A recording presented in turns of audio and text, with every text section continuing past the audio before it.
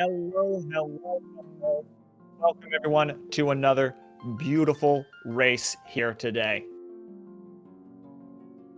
Today, ShaneZell going up against Nashlax, two of our very best top teners on the leaderboards, climbers of the brutal 2-hour wall.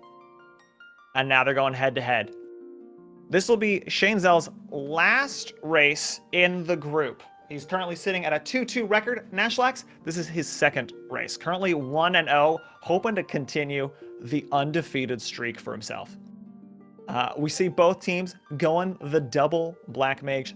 That's important. ShaneZell's thrown a couple curveballs to us throughout the tournament.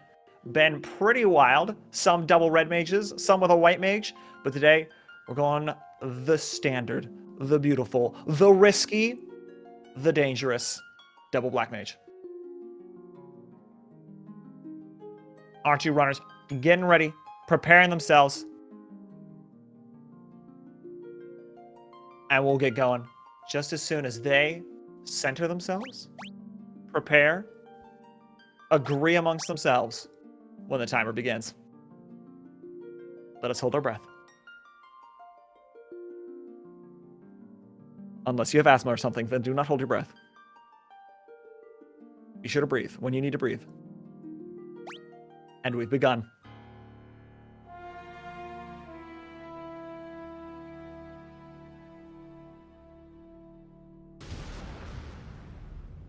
Ah, yes. Our dark and dismal world.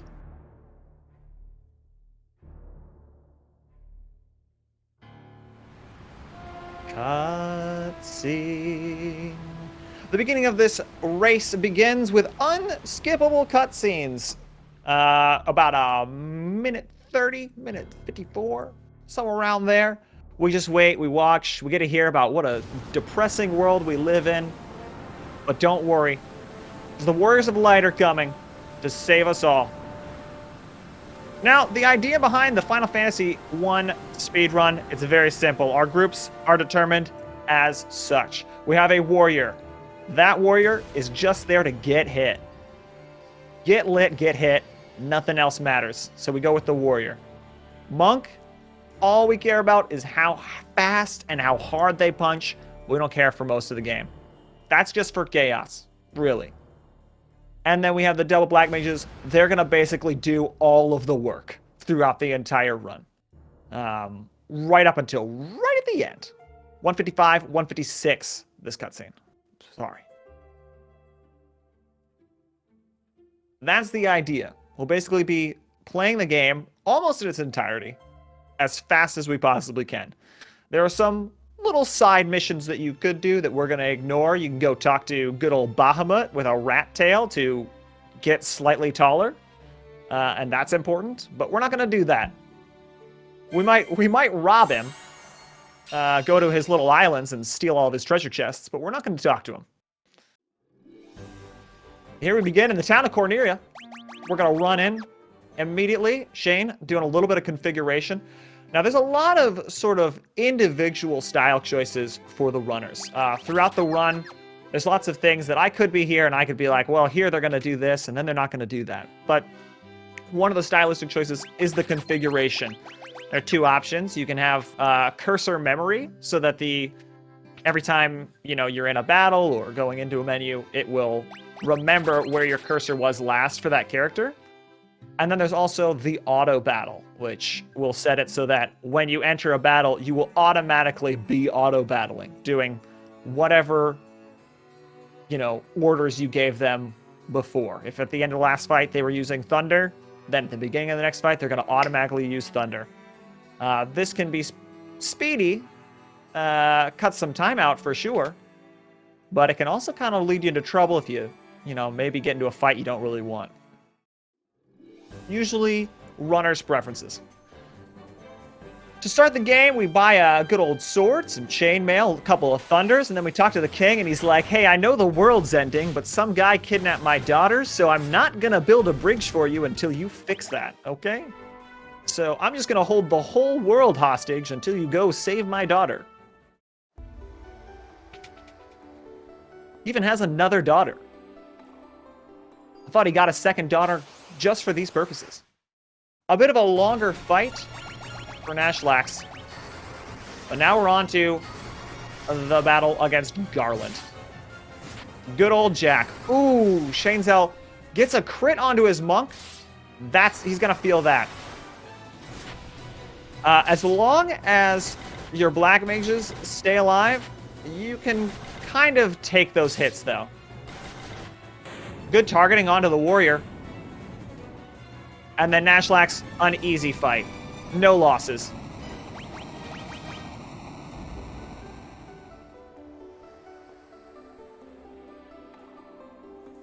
And here's the problem. You really want the monk to hit. Here's the problem. At certain levels, you are guaranteed large rewards in your level ups. The big HPs are what we're looking for in these. So every level you will gain HP. But on certain levels, you are guaranteed a larger roll for HP. For monks, that's level 2. So that monk's going to be just as weak now as they were a moment ago. And here's why we saved that woman, so she could give us her guitar. We're not going to need that until 1,000 years ago.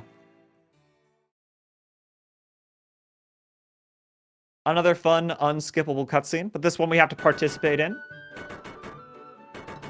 Hey everybody, the princess is back, so we can stop holding the world hostage. Break's over. Build that bridge.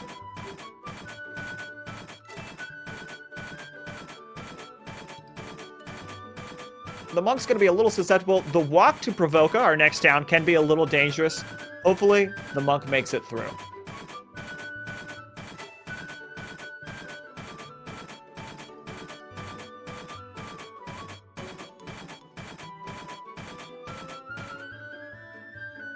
The marvels of medieval civil engineering.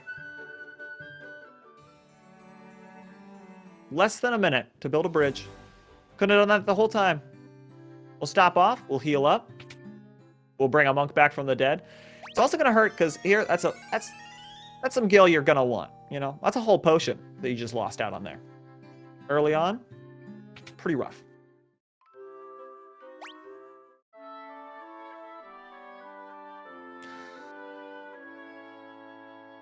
Racing ahead, Nashlax is. He's sprinting, he's going, he's running, he's stopping, and he's waiting for another unskippable cutscene.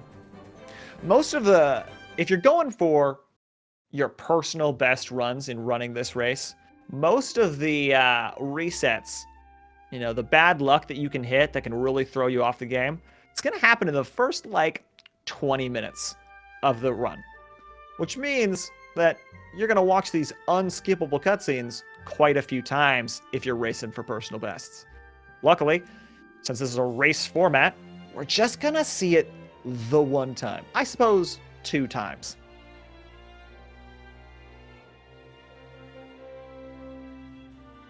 There's no quitting out. There's no resetting. There's no, hey, Garland was really mean to my monk. Do you mind if we just run it back? No shot. Nashlax ain't that kind of guy. I'm not going to let you get away with that. So we soldier on.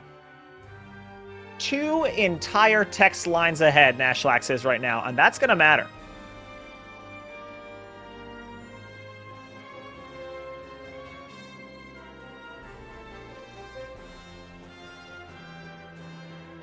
Now, who did it first? Final Fantasy 1 or Star Wars?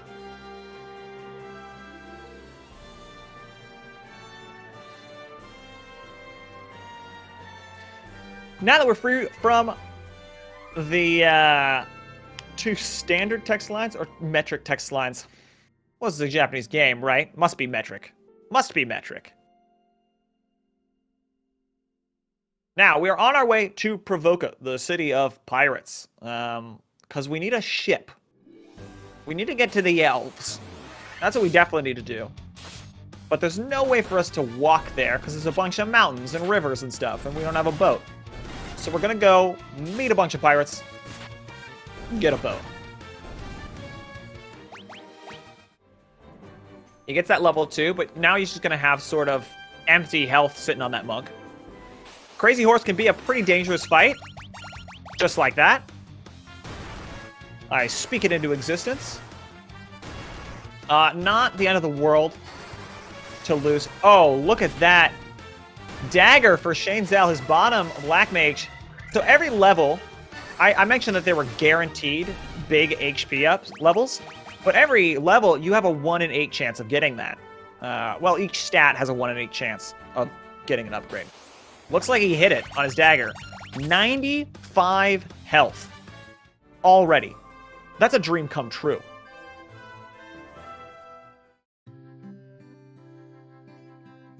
You love to see that.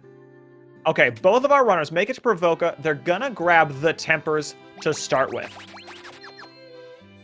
Now, the Tempers you're not gonna need for like an hour and a half, right? You could possibly use it on Astos. Some people do Tempers on Astos, some people do Thundaras. I personally like the Tempers, so it's good for that fight. But the real thing is that next to the clinic, or the church,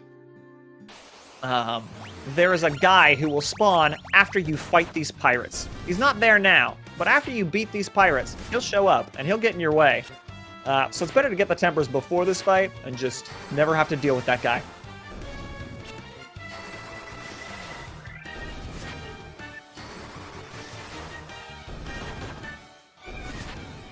The goal for the Pirates fight on the walk to Provoca, you want to get your warrior to level 4.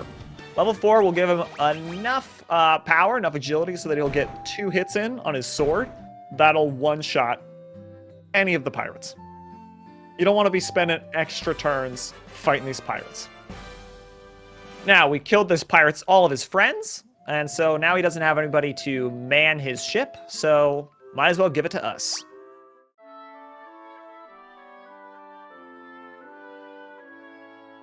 You don't need it anymore.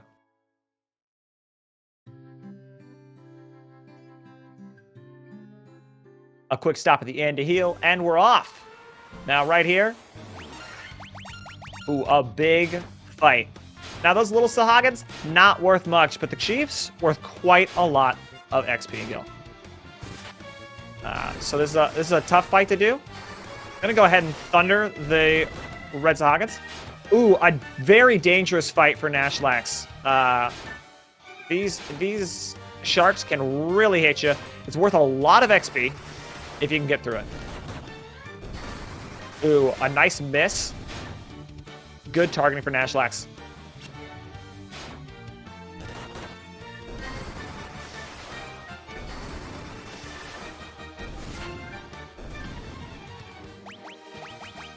All right. 2 pretty dangerous fights for both of our runners, and they're going to press on to Corneria.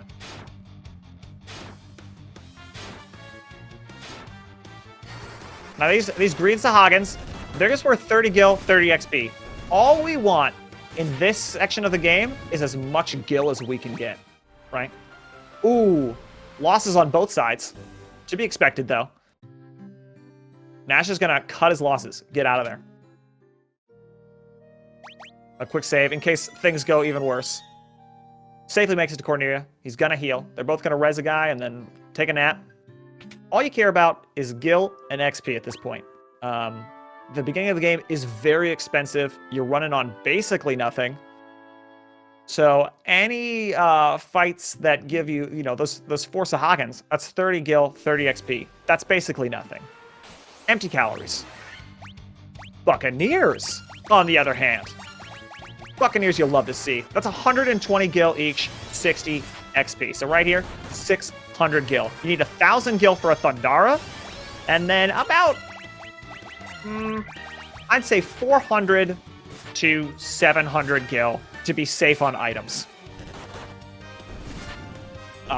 In Elfheim. 400 is pretty chancy, but you can do it. If you're going for a race, might as well.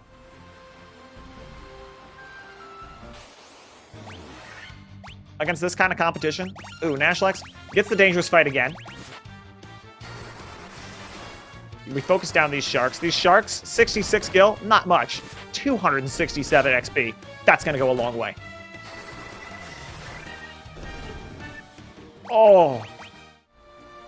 But if your characters are dead, like for Nashlax, they're not getting any XP from that.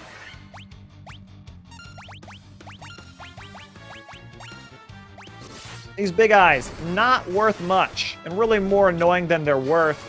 They'll kind of just, they can gaze you, which will paralyze any character, and then this fight just takes forever. Nashlax gonna go and res in Elfheim. Way more expensive than in Corneria. But you're already here. There's no point in staying in Corneria. Hopefully we have enough gil. Buy a Thundara, do a little grinding here. ShaneZell, he gets his first Thundara. Gonna give it to his big, strong dagger. Why not? He's got all the health. And then gonna grind for a little more. Has about 1,200. Oh, you'll love to see it. ShaneZell's gonna feel great about that. Another 600 gil. Probably just pop back now. No, gonna go for a little more. Oh, he wants the double Thundara just for safety. Now you can run through Marsh Cave with just the one Thundara. It is pretty dangerous.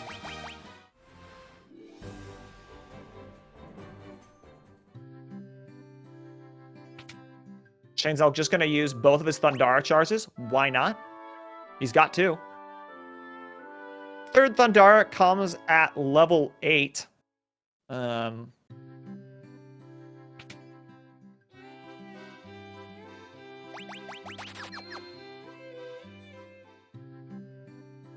going to be feeling pretty good about this.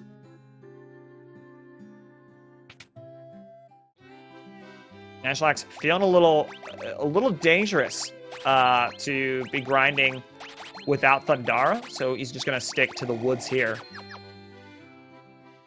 Bunch of potions, a few antidotes, and off to the races. ShaneZell in a great position.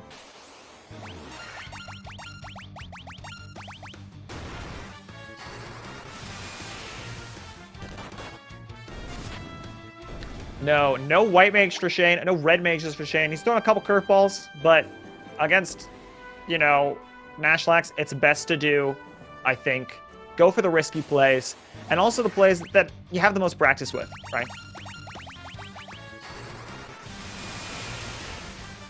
Dagger with 122 health right now. Incredible. I mean, you can basically, you're looking for an hour from now, you're going to be fighting Lich.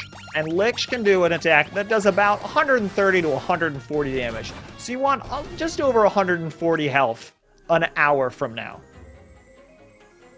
And he's already there. 122.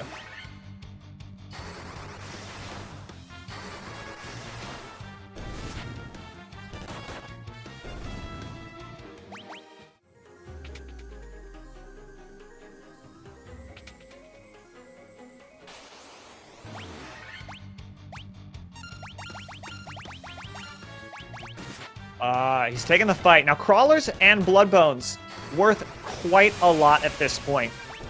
Pretty tough to take down, and I was wrong. They go down like a lead paperweight. Green Slimes here. They're going to hit you for 1 damage, but then they're going to poison you.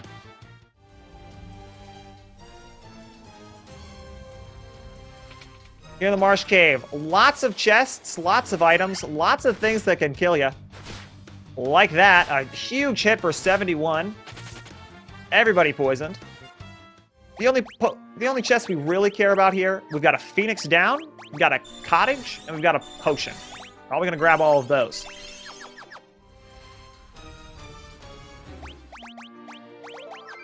A nice safety, quick save. It's a long floor with a lot of danger. Gargoyles don't hit very hard, but they can hit a lot if they hit those mages, and that'll kill you. Meanwhile, Nashlax finishing up his grind.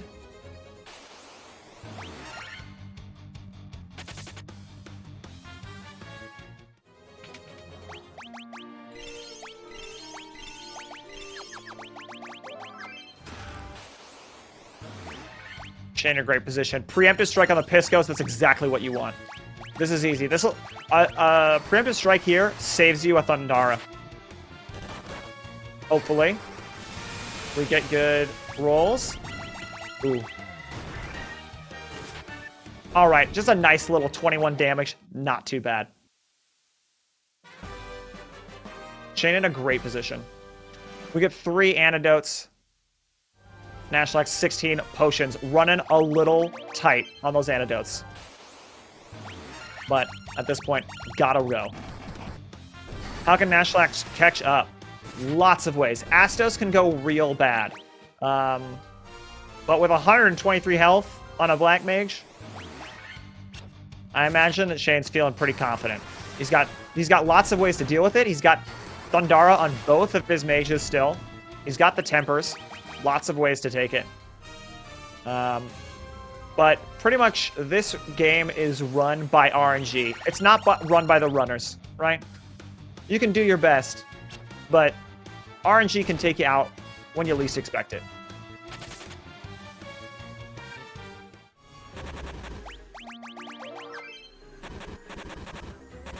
Oh. All right, Shane must be out of antidotes? Or possibly doesn't care about the warrior himself being. The warrior, you don't really care if he lives, right? Honestly, you could even think that maybe it's better if he dies. He wants the fighter to die on Astos. That may be what he's thinking. Absolutely. Astos is worth the most XP you can find at this level, right? 2,250 XP to kill Astos. You don't need levels on your warrior. He's just going to be a rock for the whole game. So might as well let him die. Get all of that XP split amongst the people you need levels on. Save your antidotes for the people who matter. The Black Mages and the Monk.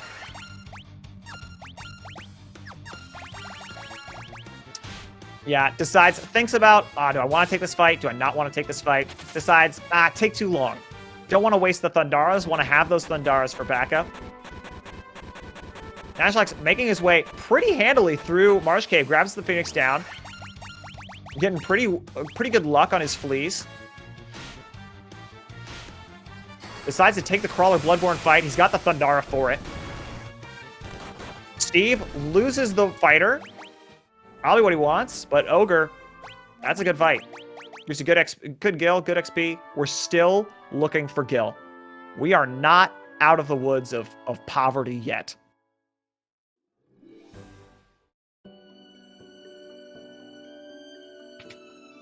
On to Astos for ShaneZell.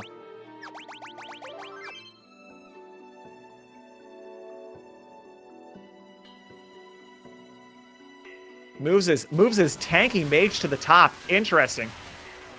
So the top position has a 50% chance of being hit. The second position has a 25% chance of being hit. And the bottom 3 and 4 both have 12.5% respectively. If he aims, a Fyra, that's gonna definitely hurt. But it looks like we're going with the temper strategy. We don't need the mage to live. We hope for the best. Oh, a slow run, beautiful to see there.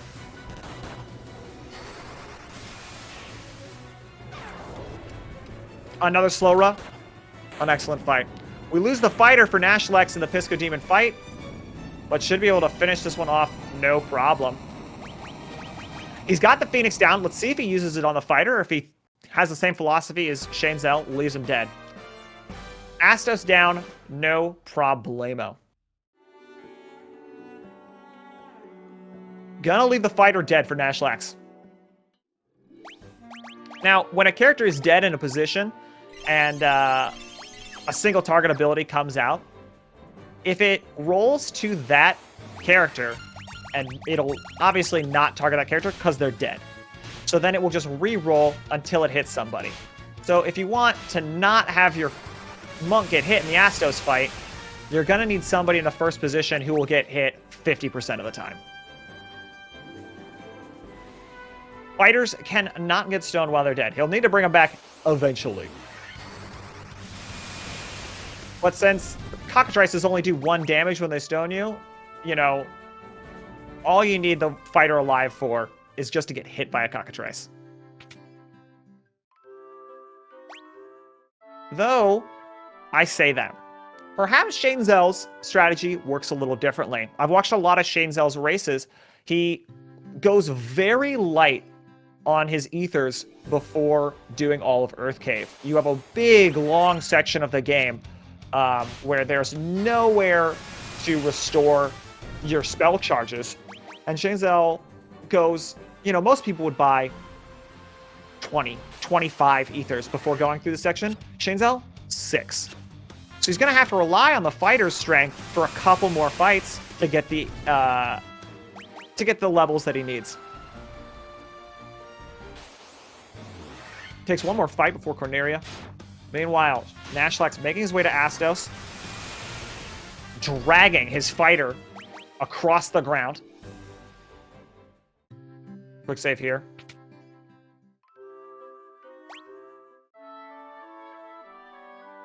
All right, let's see how Astos treats Nashlax.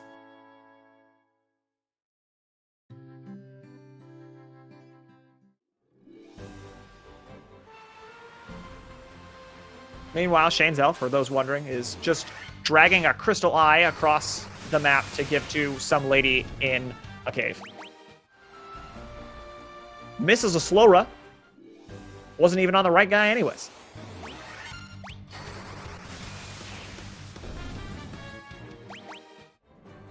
A little sleepy time for Nashlax. No big problem. Misses the death. You'll love to see it. 392 for those wondering. Astos has 420 health. Oh, he loses both of the Black Mages. You don't like to see that.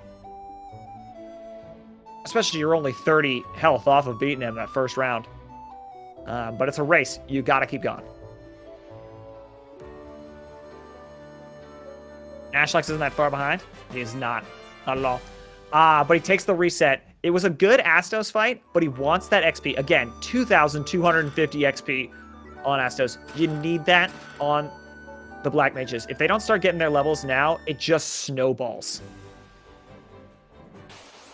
It just gets worse, you know? It seems like a tiny little cut, but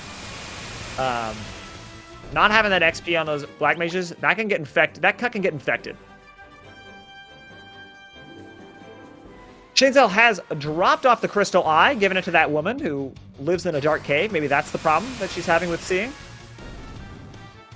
And she has given us a 5-hour energy that we will then take back to the Elf Prince, who's pretty sleepy. We'll sort of pour that into his open mouth while he's asleep, and he'll give us a key for that.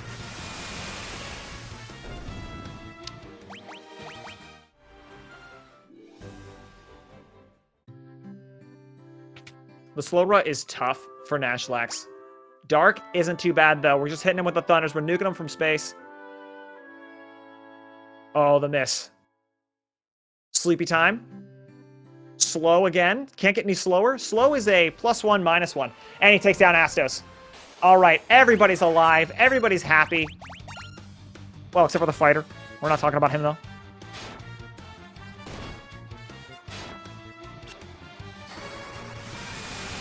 You are basically DoorDash. This section of the game, yeah, you pull an eye out of Astos's cold, dead hands, take it across the map to pick up 5-hour energy for the prince, and he doesn't have any money to pay you, so he just gives you a key to the entire treasury of both his government and a foreign nation.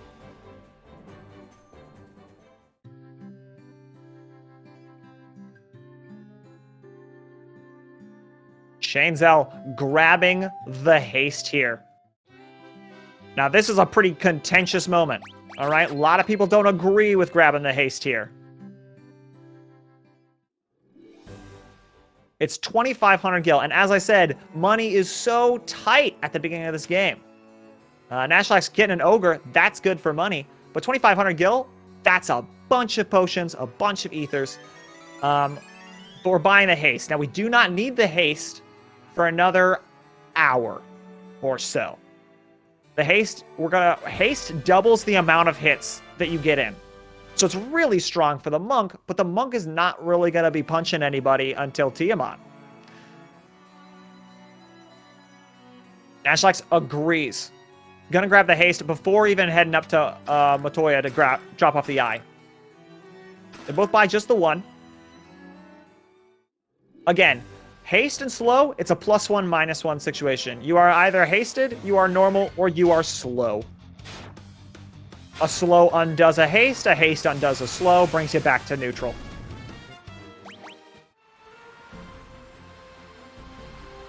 Now, we have the key. We've looted the elves. Now it's time to loot Corneria.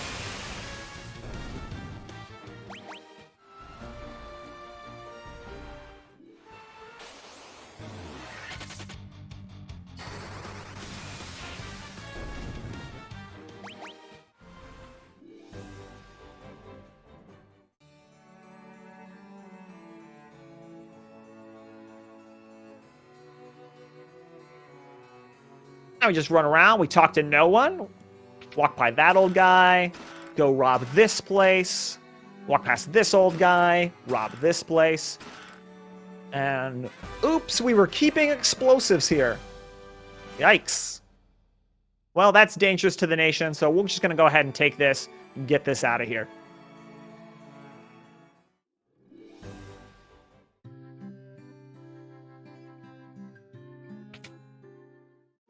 And ShaneZell has decided the fighters had enough time off. Time to come back. Time to get to work. Reses them up. Stops off at the apothecary. Dumps a bunch of stuff on the counter. Says, what do you give me for these?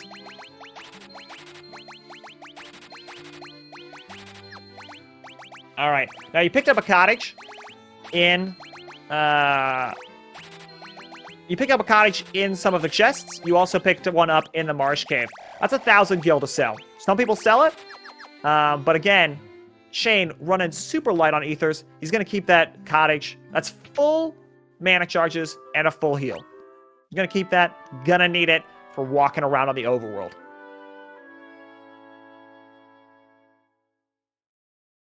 All right, Nashlax picked up the 5-hour energy. Heading back. Just gonna sort of dump it on a sleeping dude. Prince, you gotta wake up. You gotta give me the key. It's important. I need to steal all of your stuff, or the world will end.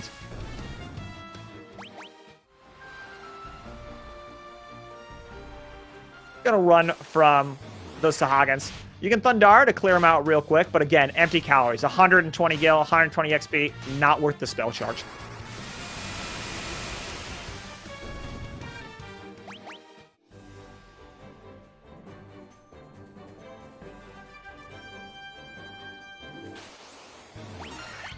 Now here, these Chief Sahagins.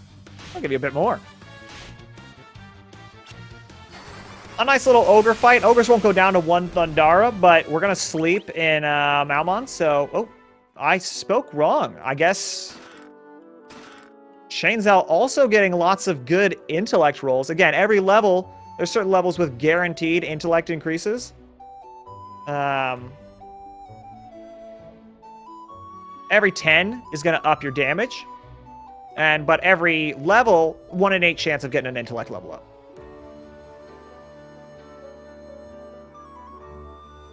Now, we give this guy those explosives we found in the Castle Corneria.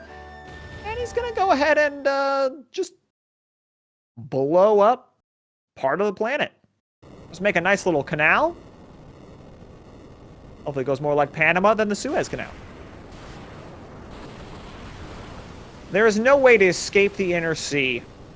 This is the only way out where our ship is currently docked. So we need to open this up so we can get out to the outer world. Nashlax has dropped off the 5-hour energy, gotten the key, looted the Elfheim, on his way to Corneria. Not too far behind. Maybe 2-3 minutes.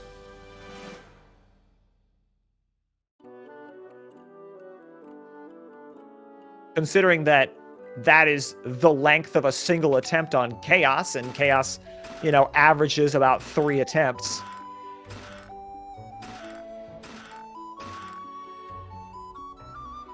If nothing else possibly goes wrong for anyone in this RNG heavy game, there's still Chaos. There's always chaos.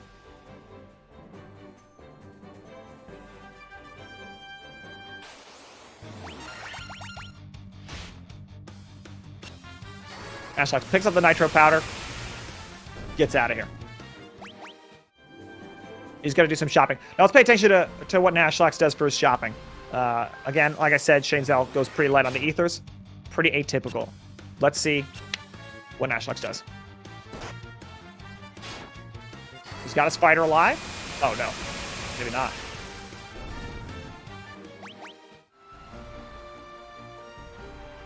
All right. Sells all the stuff we just picked up. Sells his cottages. That's, again, 2,000 gold. And look, 27 ethers there. You need some Phoenix Downs. You need a couple antidotes to have it. And you need some gold needles. Buys up to 69 potions. Very nice, Nashlax. ShaneZell made it to Melmond, the most depressing town in the entire planet. Their main industry is graves. And he's got a little extra money. So ShaneZell's going to stop off, sell his stuff here that you just picked up from the dwarves. Remember, we're stealing things from dwarves. Buys a silver armlet for his weaker black mage. Yeah, so he put it on the wrong black mage. And he's like, no. That guy's got HP for days. He doesn't need that. And then comes down here, buys Faraga. Faraga, silver armlet, both 4,000 gil. So you need 1,200 if you want to get everything. And he's got the money because he didn't buy any ethers. So Nashlax keeping the fighter dead.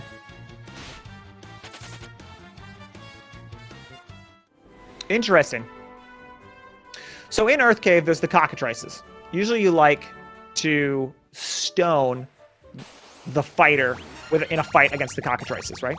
ShaneZell just entering the Marsh Cave, or the Earth Cave now. Fun little fight. Minotaur's worth pretty good gil and XP. But there's nowhere to res in Melmond, right? Because there's a vampire. That's the lore reason. There's also nowhere to buy a Phoenix Down. Phoenix Down, 500 gil for Phoenix Down to res a guy. So it could be possible that he wants to go through all of Earth Cave without the fighter at all, get all the XP onto his monk and mages who need it, and then there are some like forced fights later in the run with cockatrices. You could just kill everything else, get stoned then.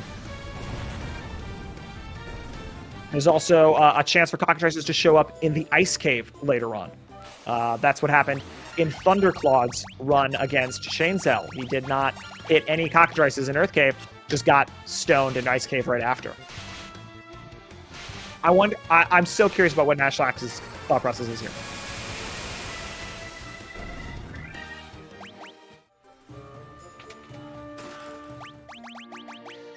Picking up the Coral Sword for the fighter on ShaneZell's screen. Wow. Nashlax robbing the dwarves. A third nation falling victim to burglary because the prince can't hold on to a single key.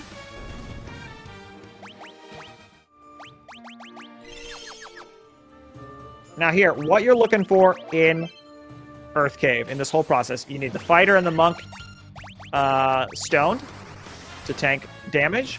You are also looking to hit about level 15. At level 15, you get your third charge of Faraga. You're gonna need, if you don't get good intellect rolls, very good intellect rolls, you're gonna need 6 casts of Faraga, plus a little extra, maybe a Thundara or a Fyra. Neither of our runners bought Fyra, I believe. So you'll need a Thundara charge after that as well.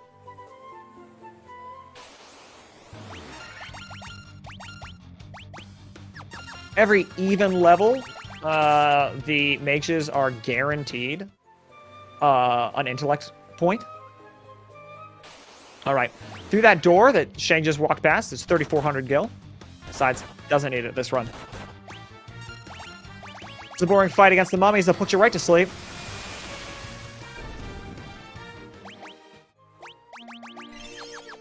Nashlax selling everything. Sells the tents, sells the cottages. He's got the ethers. He's got the potions. Doesn't need those things.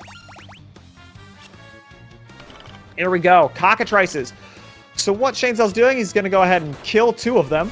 And then just sort of let the other 2 turn his important people to stone. Throws out a gold needle onto the black mage who he doesn't want turned to stone. Because if everybody gets turned to stone, that's game over, baby.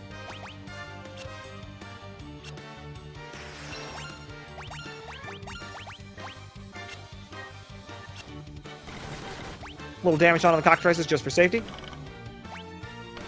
And there it is. This is the thunders. I'm clear with a Thundara, but again, not a lot of ethers.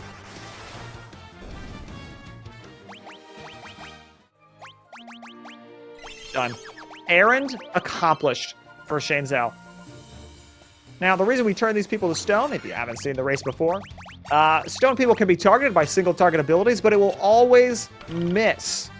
And again, that fighter has a 50% chance of being targeted by single target abilities. So we want him to just tank as many hits as we can take. That's all he's good for. That's all he'll ever be good for. Never again will that fighter move. Sad to say. Sad to see. However, kind of different from being dead. 1, you can be targeted, and 2, you are still gaining experience the whole time. So even though that monk is now stoned and we don't need him to tank anything, it's better to keep him alive, get as much XP as we can get onto him. He's still got a 25% chance of being targeted by single target abilities. An easy vampire fight. It can be pretty dangerous, but he gets 2 Faragas, and you're done. Grab the Star Ruby. Gotta feed that to a big guy.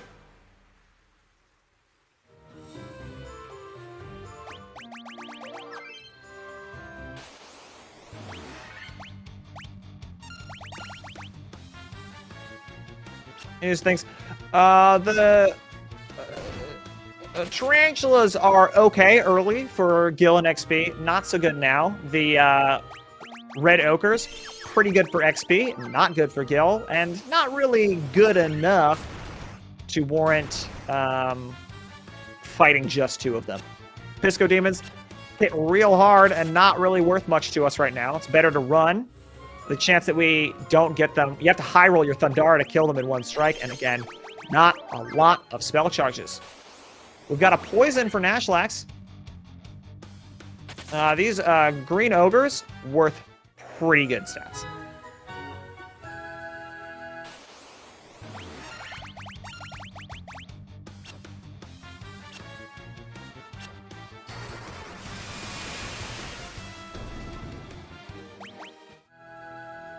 Green ogre, you're looking at 300 gil each, 282 XP.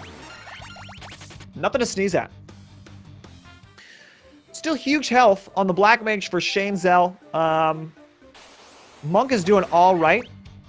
The breakpoints that we're looking for, we want optimally 399 health on the monk, and then about 240-ish for the black mages. Nashlax goes ahead, picks up his warrior, gets him stoned immediately. Aaron done. So smooth, so clean. Terrible health rolls onto his black mages.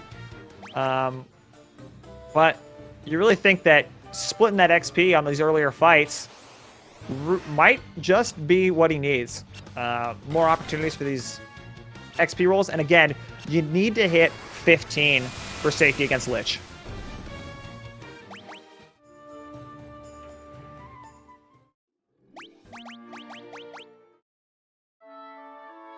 Shane, gonna go ahead and tent. Now tent recovers a little bit of HP, gives you 2 spell charges at each level. Every cast on the open world right here, it's free. He's got lots of tents. He's got a cottage. What you're looking for right here for Shane, some lesser tiger fights. Worth pretty good gil and XP, and also have a 4% chance of dropping an X potion, a full heal that you'll need for the end of the game. Nothing but cockatrices for Nashlax. You don't really need these. They're worth 200 gil each, I suppose, but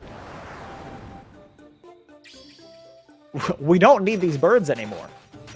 Everybody who's stoned is already stoned. A quick save before the vampire fight.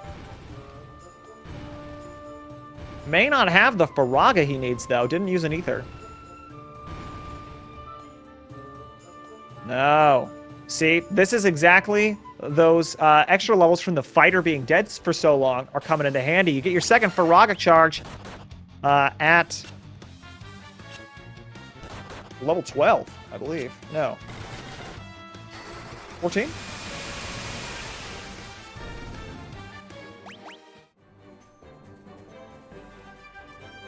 Your first charge to 12. But since he has the 2, he has the room to clear groups with it.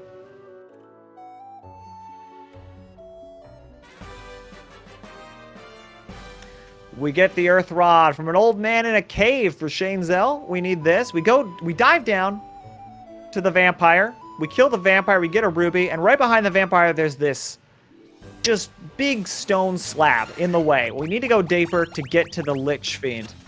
But the only way to get through it is to have this crowbar that this old man in a cave has. So we're going to go grab the crowbar, pry that slate open. The only dungeon we dive into twice.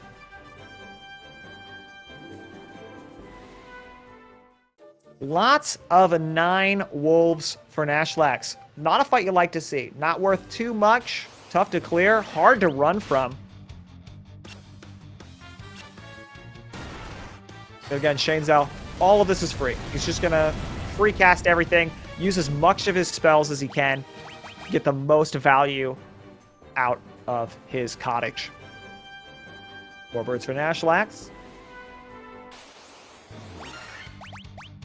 There's the lesser tigers we like to see. No Faraga, but 2 Thundars will do it anyways.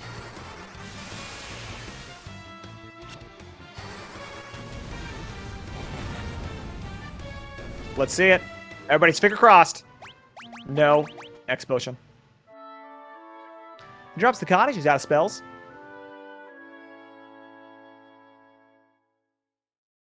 Couple Minotaurs for Nashlax. A Faraga and a Thundara will do it for him. Good XP, good gil. Love to see it. Not quite as much as trolls, but pretty good. And look, he can just chuck ethers at his characters. No fear.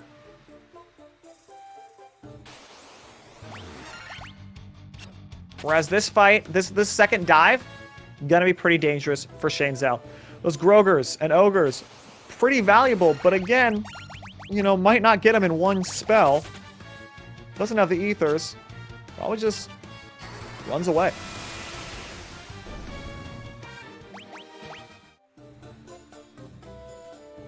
Constant risk cost benefit analyses throughout the run. Every fight, you have to decide, is this a fight I take? Is this a fight I don't take?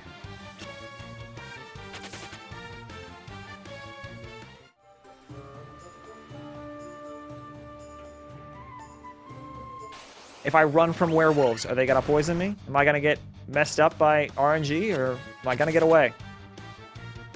Disco Demons, are they going to crit?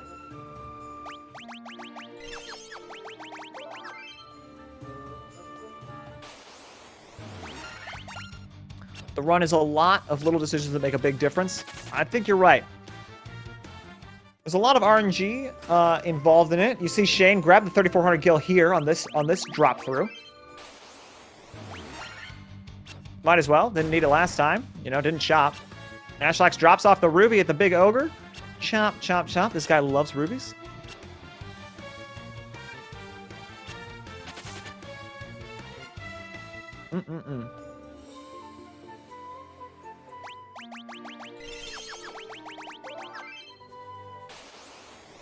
A nice quick save. It's a long, dangerous floor for ShaneZell. He does look quick save. Never know when you'll need to reset. Ooh, 3 lesser tigers for Nashlax. Fingers crossed. Everybody in the chat. Everybody fingers crossed. We get it. We get it, everybody. Incredible. Way to go. That's all on chat right there. Thank you so much. I don't know why I'm thanking you. Nashlax needs to thank you.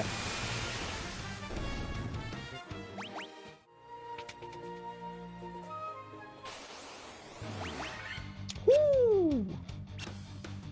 All right, so now he has an X potion. There is one guaranteed elixir in the Shrine of Fiends, Temple of Fiends in the past that you can grab.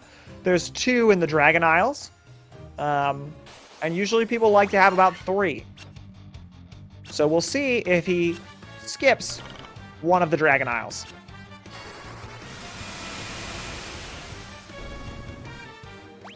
Might save him some time later on.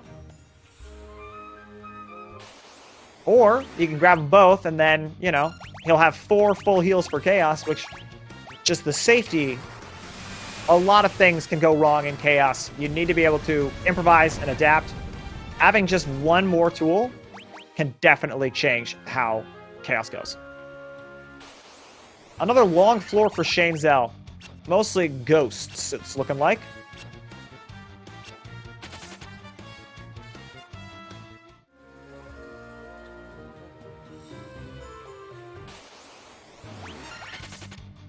These wraiths worth okay gil, okay XP. Not sure what level his mages are at.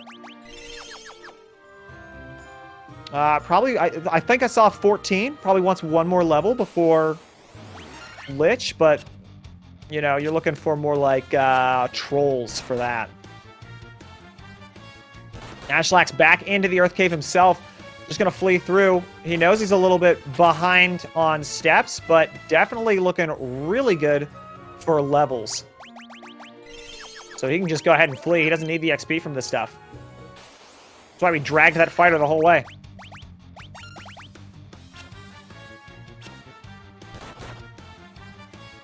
Quick Faraga, clear out these wraiths.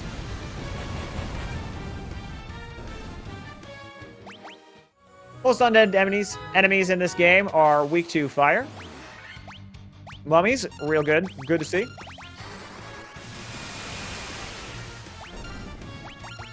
Ooh, 1 lives. Just beat him to death. Just hit him with a stick. Good enough. He hits the level he needs. Drops the ether. And look at that. Just like that, his pitiful number of ethers were good enough to get him exactly what he needed. Coming into Lich 1, dangerous fight. Again, not really the health you want on his first Black Mage. The second one will definitely live through a Blizzara. The first one is going to be up in the air. Got a good level. Got a good HP level on that last level.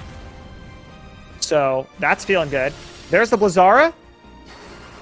Oh, by 1 health, he does it. Now we're hoping for holds. Auto attacks onto the stone guys. A slow is beautiful. We love to see it.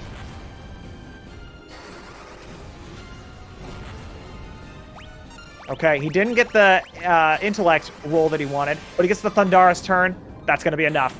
An excellent, beautiful first round Lich for ShaneZell. He's got to be feeling great about that. 1 health. 1 health in a dream. And he makes it happen.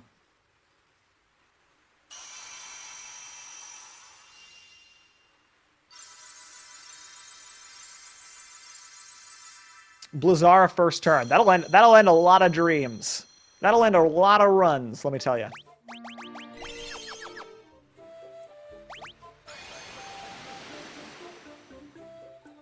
Nashlax hot on his heels. ShaneZell's got to be feeling it right now. I have to feel. You know, sometimes even if he's not watching the race, I don't watch the races, but when I'm racing, sometimes you can just feel they're right there. They're right behind me. I know it. And he's right. Nashlax is right there. Great flees throughout this dungeon, the second dive.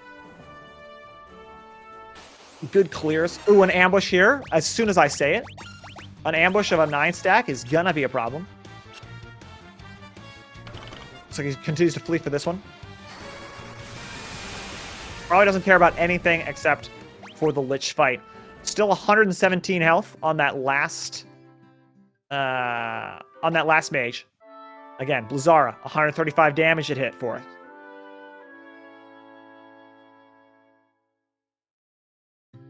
Last floor. Some good fights here. Another ambush. ShaneZell stops off, takes a little nap. Belmont, again, doesn't have the mana to really just keep running on to the canoe town. Nice 600 gil. That ain't gonna hurt.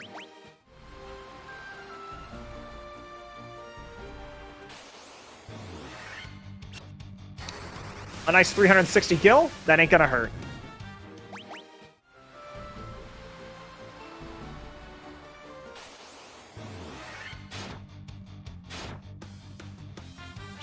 Now this fight is useless, but we don't really need our Thundara charges right now. We'll probably sleep in Ocean Town, or Canoe Town. So we can just chuck the Thundaras just for speed. A nice mummy fight. Nashlax decides to fight. Gets the level up he needs. Gonna go ahead and quick save here. Heal up. 119 health. The first mage will definitely live through a Blizzard. The second mage will definitely die. Let's hope for sleep, slows, holds, auto attacks on the stoned guys.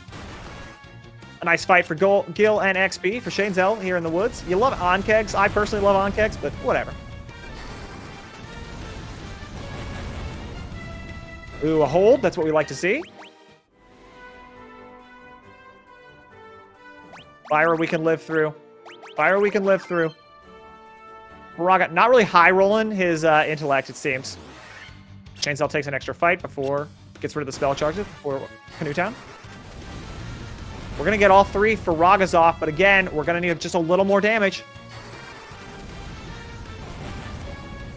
And he gets the turn order. Excellent. First turn, Lich. You love to see that. This race rages on.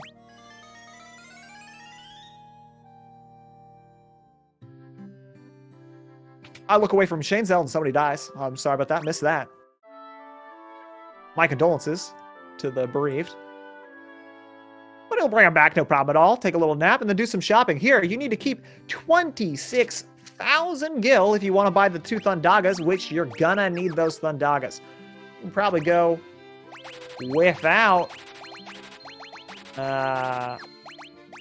Blizzagas later in the run, but you need these Thundagas. He'll buy up to 24 ethers. He had 4 left. I'm sure he's kicking himself. I'm sure he's thinking, man, bought too many ethers before Earth Cave, I guess.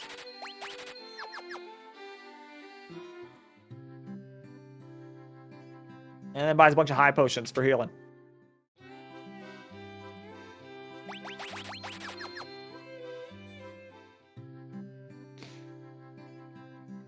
A lot of well wishes for Shane in the chat. Ooh. We get the X potion on Nashlax. Let's go, everybody. That's 2 X potions on a Nashlax. Insane. Again, a 4% chance to drop the X potion, and he's got 2 of them.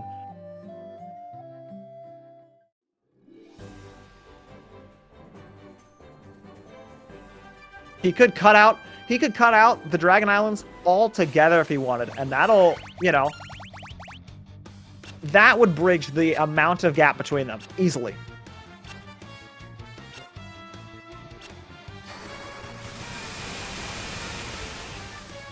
And he's getting some Buccaneers out on the ocean, getting him a little more gil. Again, 600 gil for that. We need, 50 for ethers, 154. Or 150 for ethers. Gosh, what are the prices of these things?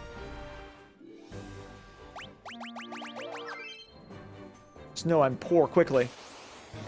Onto the canoe. This section, very dangerous. These crocs can hit you hard. Remember, though, ShaneZell at least has 1 silver armlet, so his weaker black mage can probably take a hit from these crocs. But if they crit hard. Give the save. Safety save right there.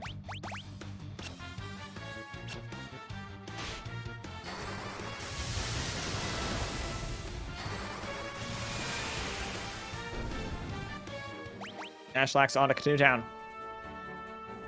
Take a little nap, buy some items, buy your Thundagas, and then go talk to a bunch of old dudes hidden in the woods, and they'll just give you a boat.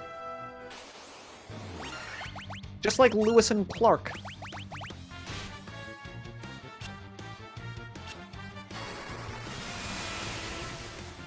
At this point, the fighter will never come back, as we said again, so you might as well take off all of his clothes and sell it to the first person you find.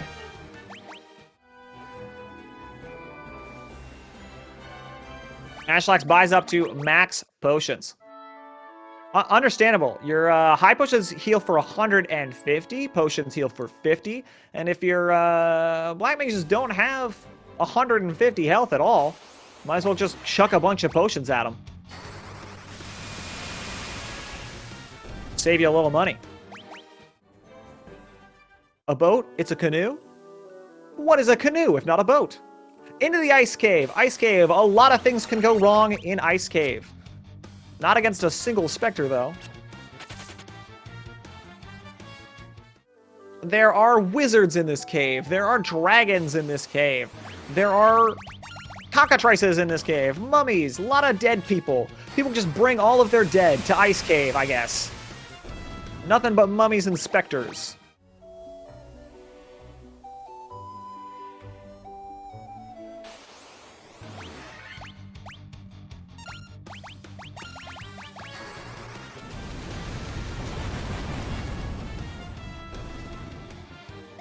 Nashlax trying to flee, not worth the time. I agree, but you missed the first flee, and then suddenly, might as well just use a Thundara.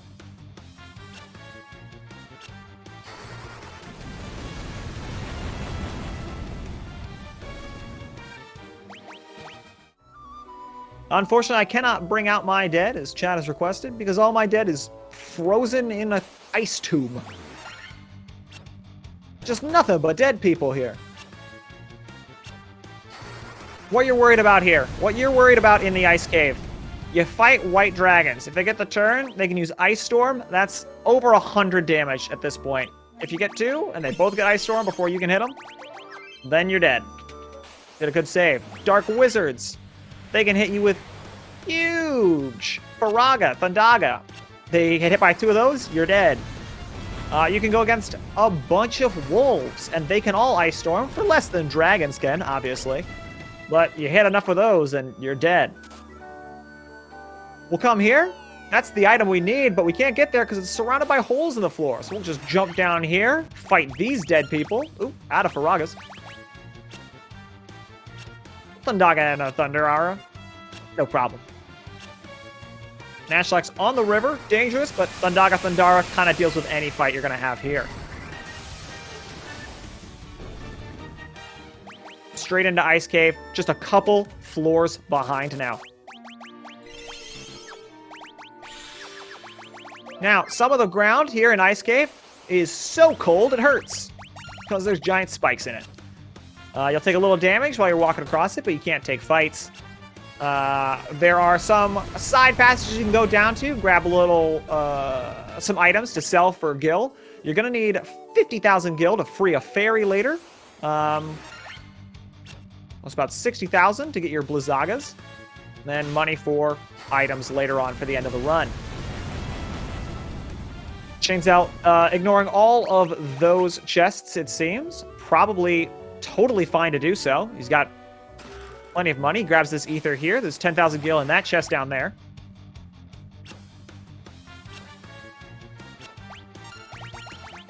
Ambush from the Pisco Demons. Split decision. You either flee or you Thundara. What? Porque no los dos. A single Thundaga takes out this white dragon. Good XP, good gil on that one. Best to hit bigger groups too, but, you know, obviously more dangerous. Grab some money. Drop down. That center chest that he avoids, that's a sleeping bag. Completely useless to us. Here's a good Evil Eye. Nice little Thundaga.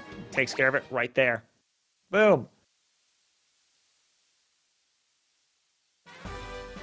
And there's the Levy Stone for ShaneZell. That make airship go burr, you know?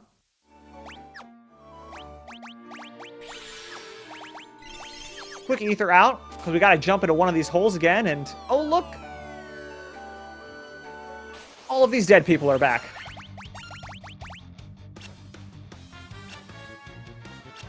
Somebody should really do something about all these dead people here. A bit of a runner high five, both in the same fight, just Nashlax in the first one, ShaneZell in the second one. And we'll make our way out for ShaneZell. Done in here. Nothing else. Nothing we need.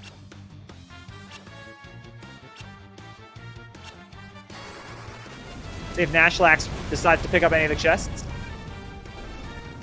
It's just with those ice storms. Now, the wolves have a chance to drop the ice shield. Sells for quite a lot of money. If you decide to take the fight, but again, the fight's risky. Another ambush. Kind of pretty unlucky with these ambushes for Nashlax.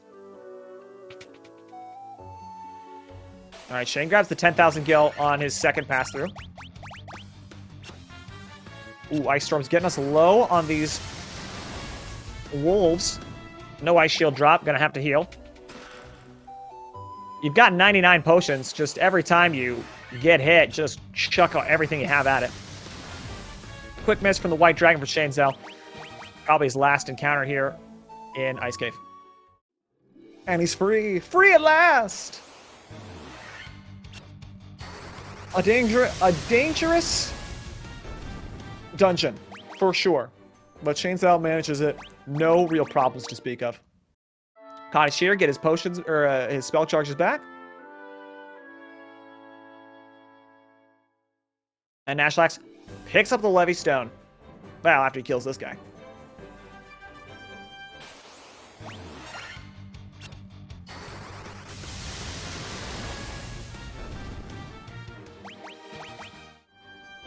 Now, aside from RNG giving us a bad turn order, bad ambushes, things like that, there's not too many things left to fear for ShaneZell in this run. Mostly the bosses are the problem now. Not too many things that can kill you before you can kill them.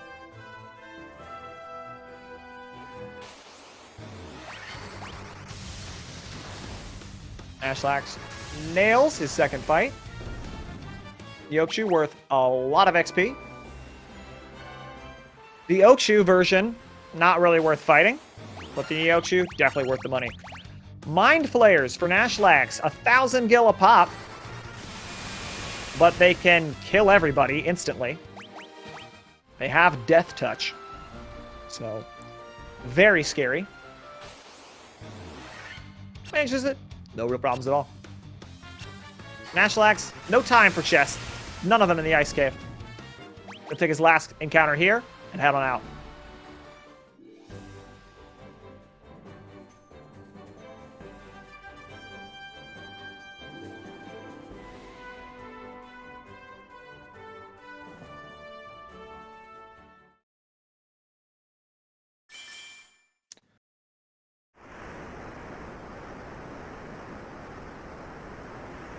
And the airship rises from the desert where it was buried long ago. And a quick little lie here. The only time that the airship can ever land on a sand tile is right here at the beginning. Never again. It can only land on clear grassland spaces. No trees, no swamps, no sand.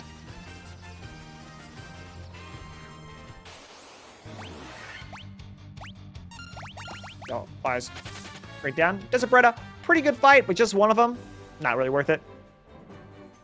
He'll go up this river. He's heading to a waterfall. Not just for scenic reasons, but for practical teleportation reasons. Inside that cave, you're going to find a cube. And that cube will allow you to teleport from the Mirage Tower into the Flying Fortress of Tiamat. Also within that cave, a very pretty ribbon. You're going to need 3 of those ribbons if you want to beat this game.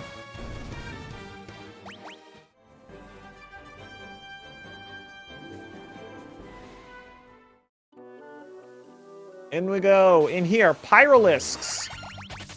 These big clay golems punch really hard, and you can't really do anything to them at this point, so we just flee from those. We got Pyralisks who can gaze you. That will kill you instantly. We've got some nightmare horses that can kick you really hard and kill you. As well as some mummies, some king mummies. They were mostly just good for Gil. And some knights as well. Would be kind of problematic. Nashlax takes a Hill Gygus. Doesn't really need this fight. Good XP if you'd gotten that, you know, half an hour ago. Now we don't really need it. He's going to pick up his airship. Here he does a little nod, picks out your Levy Stone. The screen will flash and magically... Boop.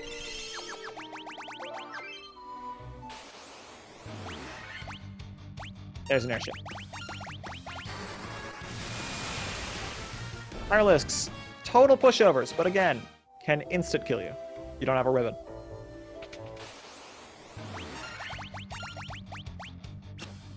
Takes a random encounter before the forced encounter. ShaneZell.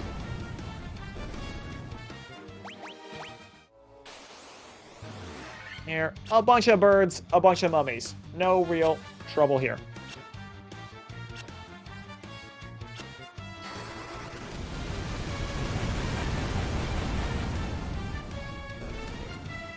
All right, let's check in on our healths. All right, Punchy for Nashlax definitely approaching the level we need. His Black Mage is quite a bit lower. Oh no, actually bridging the gap between them that started early. Both about at 200 now. For both of our runners. We got one a little quick, a little weaker, but not too bad. Takes a nightmare fight. Can be scary. You can split decision that, run and Thundaga, or just go ahead and Thundaga it.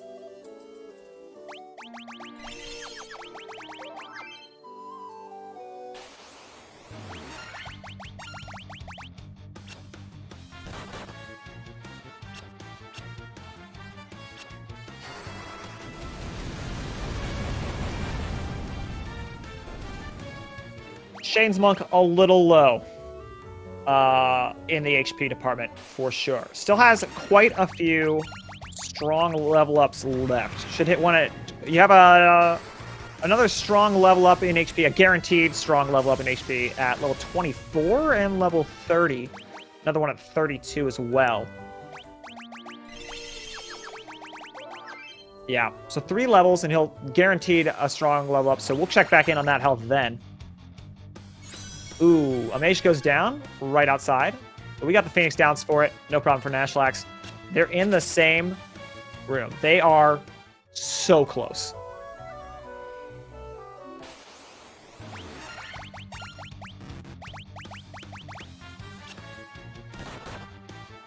Both of our runners appear to be using the cursor memory. Sometimes that can kind of mess with you. You forget sort of like, oh, it was the last spell I cast. Where's my cursor going to be when I go into the magic menu? But definitely the cursor memory and auto battle can save you time for sure when you learn to use them. Nashlax picks up the cube. We need that from the robot, and then that robot dies. Kind of. It says that it does, but if you talk to it, it just keeps kind of whirring, so I guess it's fine. Ooh, a big hit from the White Croc. But dagger don't go down like that. Broken the 200 HP onto dagger. Ambush from a green dragon can be dangerous. They hit real hard. They have big ol' poison darts that can kill everybody. Take 2 Thundagas at this point to kill. Weak to Blizzaga, but we don't have it yet.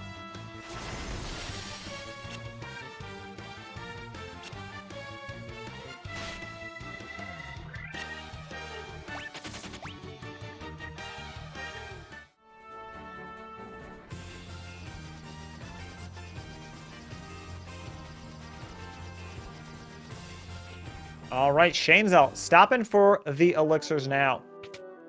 I'm going to grab all these chests contain a little bit of gold. He's going to need that. I guess Gil, apologies. There, here, there. And Boop. X potion. Right there. Because somebody didn't pick up 2 X potions off of a 4% chance. A weird decision by Shane. I would have liked to have gotten those 2 X potions, I think.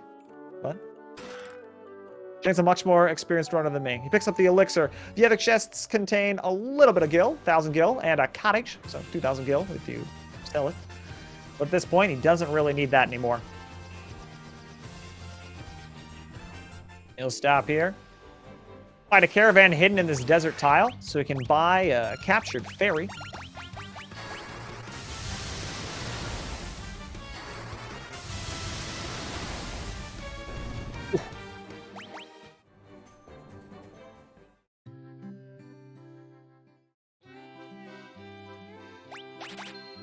Quick 40k on that ferry. And here, we're going to buy 3 speed drinks, 3 Giants tonics. The Giants tonics increase your health by 200 for the remainder of the battle that you use them in. So that's going to be getting us up to the health cap of 999 for our monk so that he can take a few punches. And look, Nashlax got those 2 X potions, doesn't need to go to the Dragon Isles at all, and has caught up completely. They are both going to free their fairies at the same time. Folks, an hour and 15 minutes. These two have been running at such peak runner gameplay that they are neck and neck. In a game dominated by RNG, just random number generators, complete randomness, these two have held it so close, adapted so well, so similar to one another. Unfortunately, Nashlax, kind of out of money. Gonna sell what he can. Grab the protect rings. Both of them, grab those protect rings. 3 of them. Add a little bit of absorption.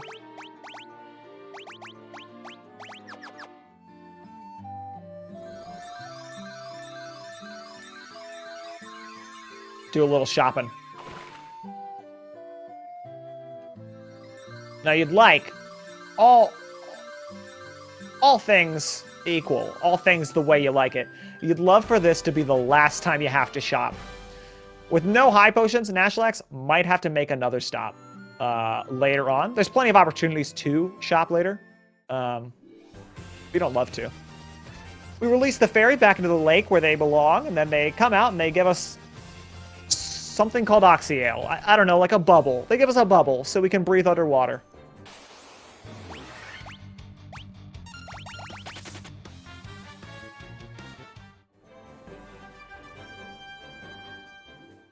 He equips his protect rings.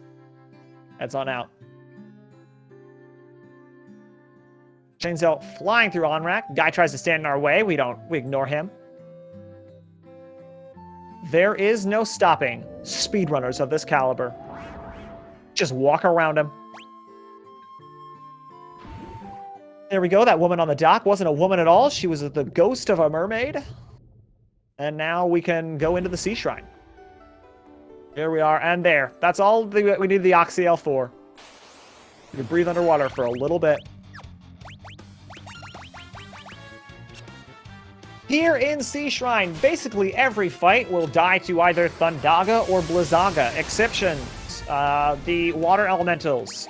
Pretty much only the Blizzaga will take them out. Great white sharks. White sharks and Water Naga will both take multiple casts. Nashlax, you see Nashlax avoiding those multiple casts. On this first floor, nothing really needs that badly. Don't want to waste the double charges. ShaneZell, thinking the same exact thing. Most of the encounters that you'll find here in Sea Shrine are worth tons of experience and gil.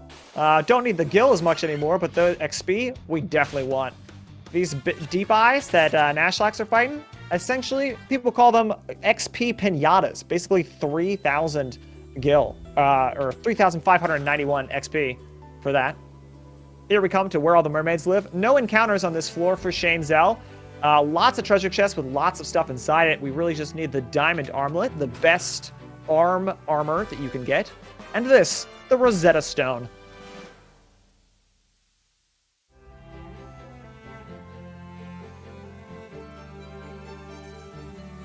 A little high five from our runners right there. Always love to see that.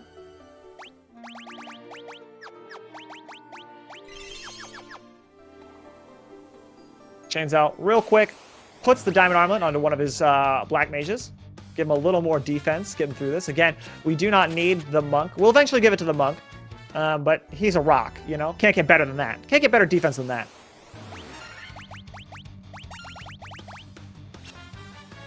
Even the chat used to work for Rosetta Stone. I'm more of a fan of Pimsleur for my language learning, but to each their own.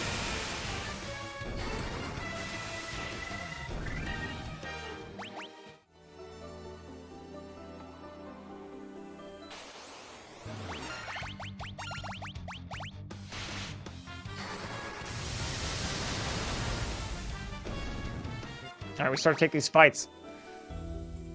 Again, great XP on a lot of these fights. And we need to get, we want to be around level 30 for Chaos. That's kind of the goal, around level 30. We go a little earlier, we can go a little later. But the big breakpoints are our health. Health on both sides, not enough. Not even close. Both of our mages need, you know, 240 is good. The thought process is this. There are a lot of attacks that Chaos can do. And a lot of them are AoE spells. And some of them will basically just kill you. Some of them will just do a little bit of damage. If you have 240 health on both of your mages, Flare is the only ability that will definitely kill you. The other ones, you could probably get a turn off. And we need them to get a turn so that they can throw Giant's Tonics onto our monk so that he can get max health before Chaos can decide to just punch him to death.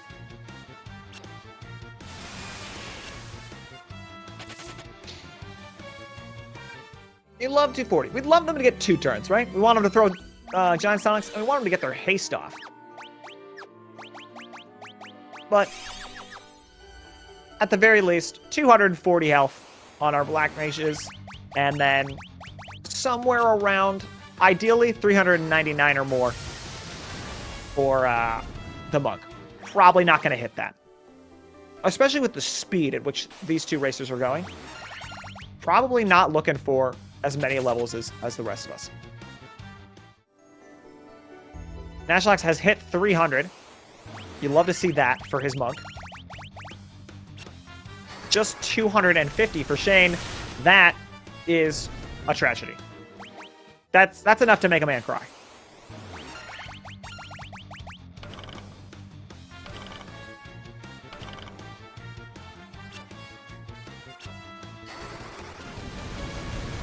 A forced encounter here. We need this chest because this chest contains the Giant's Glove. We can use the Giant's Glove in battle to cast the Saber spell. In the NES version, Saber did absolutely nothing. But in this version, gives us plus 60 to attack and plus 10 to accuracy. Accuracy is changes how much we punch. So we want to get that number as high as possible. And then attack obviously increases how much damage we do.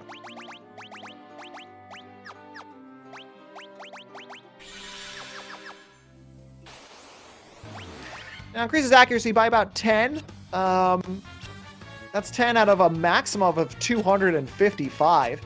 So it's not a huge increase. But it's definitely better than Temper. Temper only gives you the plus 14 to the attack. Temper is the spell that our black mages are going to be chucking at our monk during most of these boss fights. Let's clear it out. He's just throwing Blizzagas, probably thinking, well, I have Blizzaga charges. I don't need them for anything. They can clear out the groups real quick, and then we save, because we don't have that much ethers. We save the Thundagas for Kraken. Kraken is the fiend of the Sea Shrine, and he can't really do much. He can punch you really hard, or he can cast Ink. And that's about all he can do, so you can basically just queue up some Thundagas and let it ride. Basically a free calamari appetizer before you go and see Tiamat.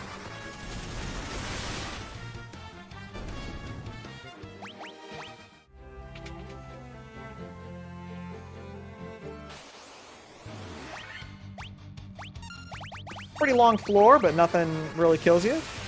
I guess Great Whites can, or the White Sharks can kill you if they get a crit. 60 XP, a couple Thundaras will do it.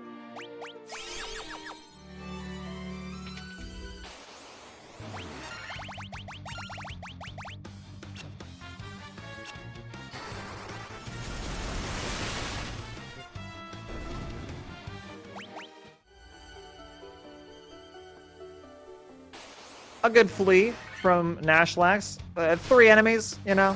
They're good XP, they're not that good XP. Might as well just leave.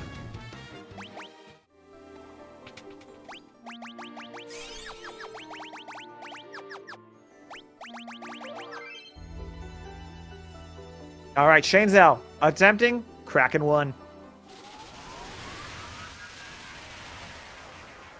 No problem. A couple heals, some ethers for Nashlax.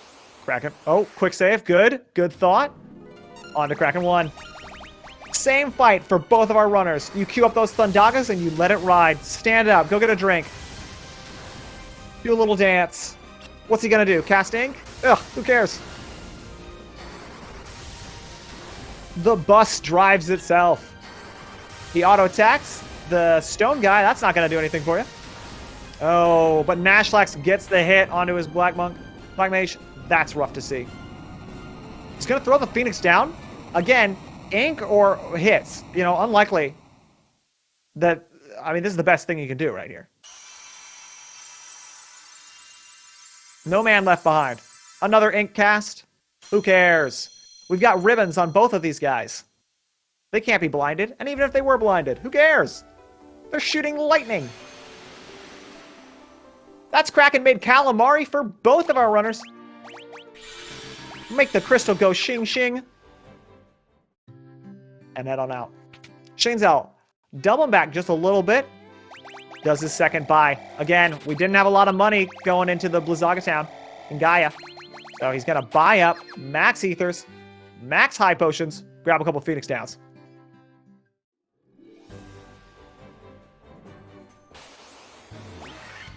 Nash probably make the same stop. No, skips the stop. Figures I've got enough potions. I've got enough ethers. Decides to skip it. And that puts him ahead. For the first time in this race, Nashlax has pulled ahead. Both our runners heading down to Melmond, the most depressing place in the world. Their only industries are graves, silver armlets, and some guy who hangs out in graveyards and can teach you Lufenian. Quick chat, he will come, and then push you against the wall. A nice little, he pushes you into the same wall no matter what, so a good little sprite direction for Nashlax. A little funny. Goes inside you and then gets on the other side of you and throws you violently against the wall. Sit right there and learn how to conjugate these verbs.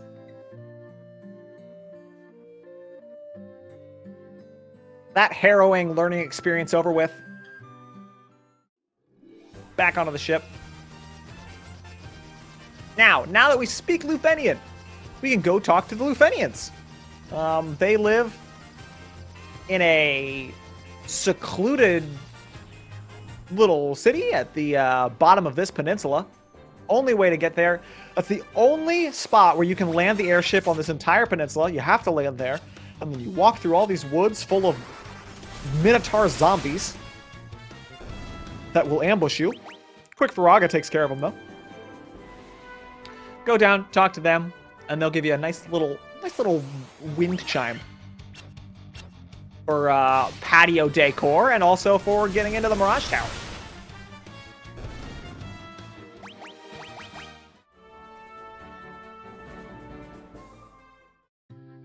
Now, runner's still looking for a little more XP. All right.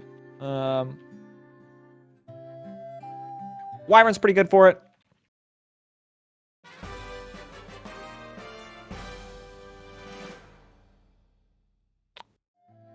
About 1,000 XP apiece in that fight that ShaneZell had. A little bit of a rubber band. ShaneZell pulls ahead. We got the chime. Now these guys standing here can be real annoying. Oh, Nashlax gets the bad RNG. Those guys can just walk in your way. Oh. That's frustrating. I'll flee from this. No point in fighting this fight. Just a waste of a spell charge for 2 enemies.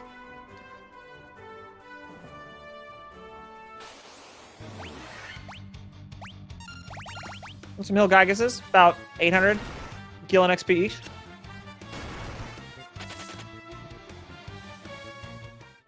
Nashlax figures, you know, too many ice storms, too many frames of waiting for this fight to end. For if I flee and don't successfully do it, might as well Faraga them down.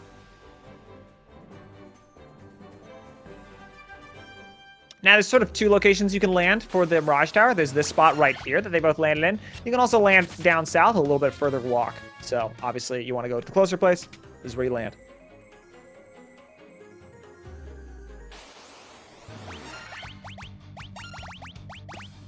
Near the Mirage Tower. Again, plenty of good fights. For XP, we still need a lot of health onto our monk. Might not have gotten a real good health roll at 24. I believe he's past 24.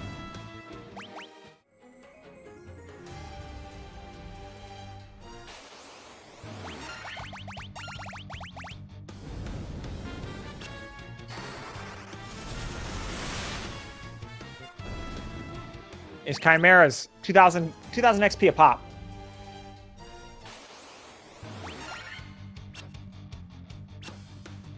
A lot of fights, some Were Tigers, some Sabertooths. Can still drop X potions, I believe, here.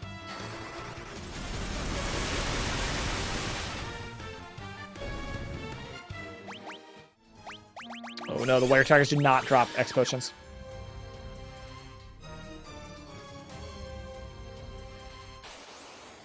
Save for safety. Now, Dagger, our 4th Black Mage for ShaneZell, as the HP that we were talking about, 240. Punchy, the monk for Nashlax, has basically as much HP as we really need. Always great to get it higher, but in a much better position. There's the big level up on HP for ShaneZell, for his monk. Up to 291, still not anywhere near we need it. We're getting closer.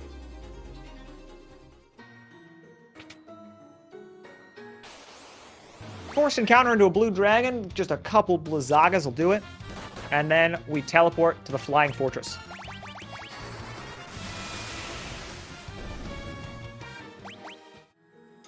Earth Medusas. Easy to fight. Good XP. Weak to fire. Here in the Flying Fortress, the only thing we need here is to grab our 3rd and final ribbon, which we will need for Chaos. Put a ribbon on our monk.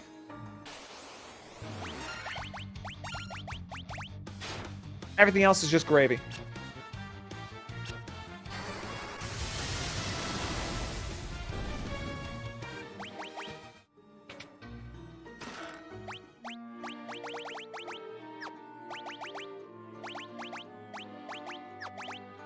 Do a little shuffling around, put that diamond armlet onto the monk. Good time for it. And might as well bring him up now.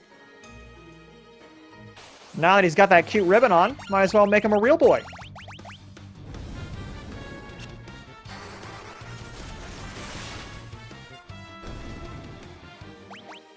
Ooh, a flare onto Nashlax. Yeah, those Dark Knights will do that.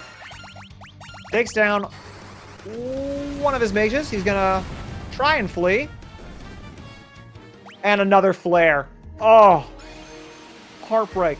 Luckily, there is a very generous autosave game in this. So as soon as you enter a new zone, the game automatically autosaves, so he doesn't lose too much time. But, I mean, when you're this close, every second matters.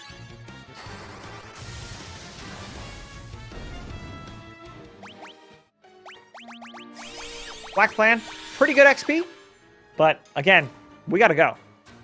We're in a race. I don't know if you guys realize this, but these people are competing against each other for speed. Evil Eye you take. That's a lot of good gil, a lot of good XP.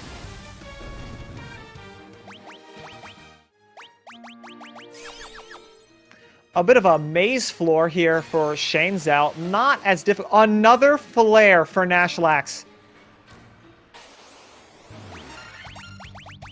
Couple Neokshu's for ShaneZell. On this floor, the Warmech is hiding somewhere on the floor for ShaneZell. 1 in 64 chance of seeing him. Not likely. Oh, and the crit from the Nightmare. Absolute heartbreak for Nashlax. Does a split decision. Blizzaga, flee. Gotta make up the time. However, whichever's faster, get it done. Mana Core is worth quite a lot. And a nice little tent. You'll never need it, but thanks a lot. Manticore is famous for their love of camping. ShaneZell begins Tiamat 1. Things can go very bad in this fight. Again. He has no health. Oh! Monk up to 321. That might be good enough.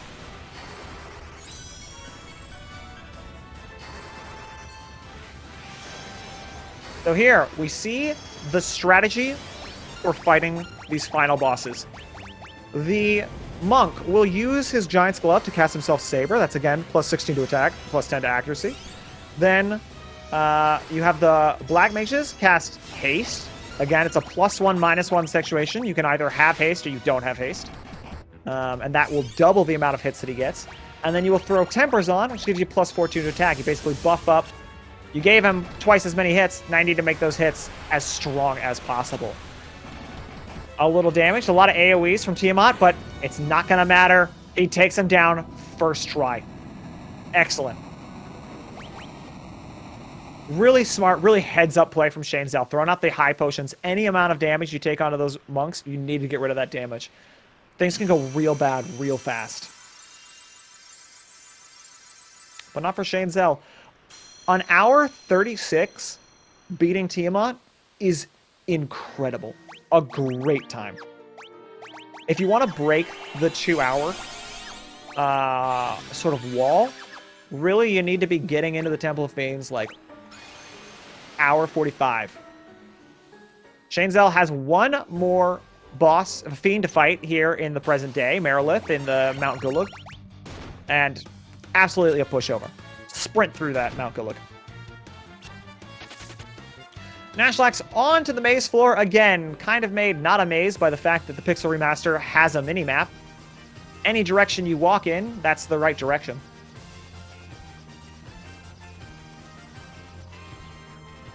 Okay. As we enter Mount Gulag with ShaneZell, we wait for the Warmech for Nashlax. No, a couple of elementals.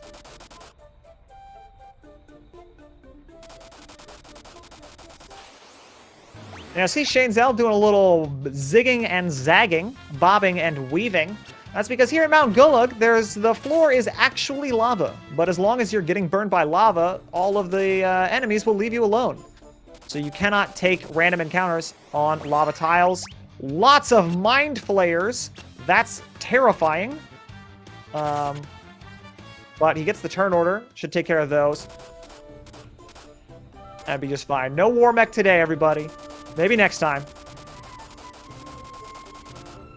Now, for ShaneZell, you cannot take random encounters here on lava tiles, but your step counter is still counting up, so as soon as you step onto non-lava tiles, you will probably get an encounter.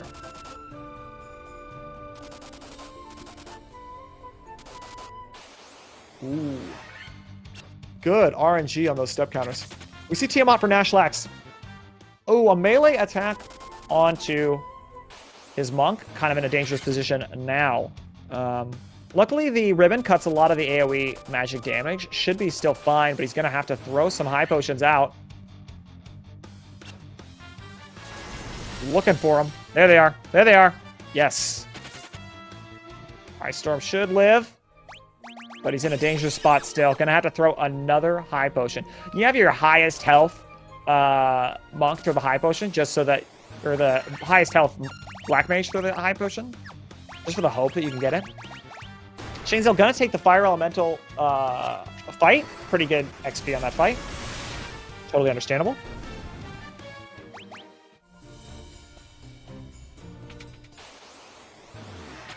Used to be a pretty rare fight as well.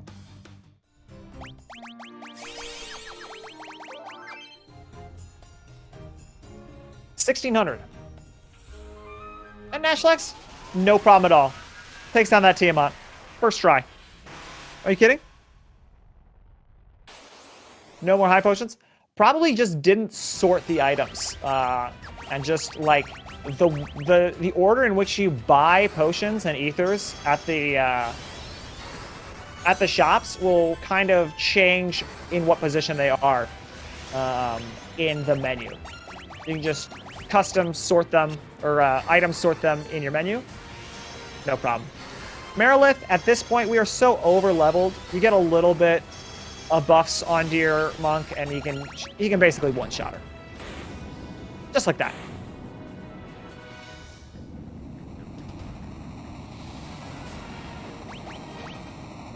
And there's all the fiends done. We've restored all of the crystals for ShaneZell. Nashlax's gonna start running across the lava. Hot feet, hot feet. Hopefully that heat will speed him up a little bit. We're looking for easy fleas here. That's all we're looking for Nashlax. Just quick fleas. We're not getting it in this first fight.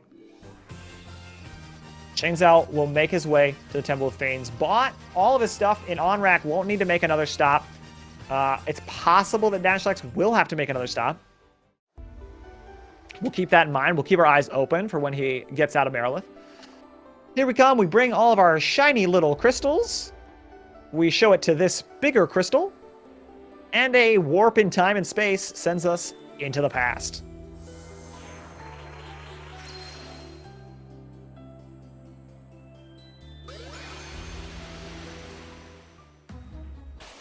And here we are in the past, where all of the fiends are just kind of hanging out much stronger than the versions that we just fought a minute ago.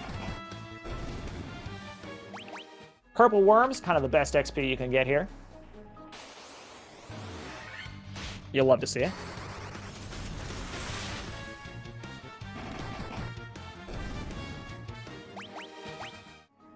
Nashlax, a little low on health on his... Gonna go ahead and heal, yeah. Smart, smart, smart. Pretty long floors, and if you die, you can get sent back. I like to just risk it for the memes. Purely for meme reasons. But I think probably a little hesitant to do the meme himself after just the terrible luck he had in the Flying Fortress. Can't afford to die now.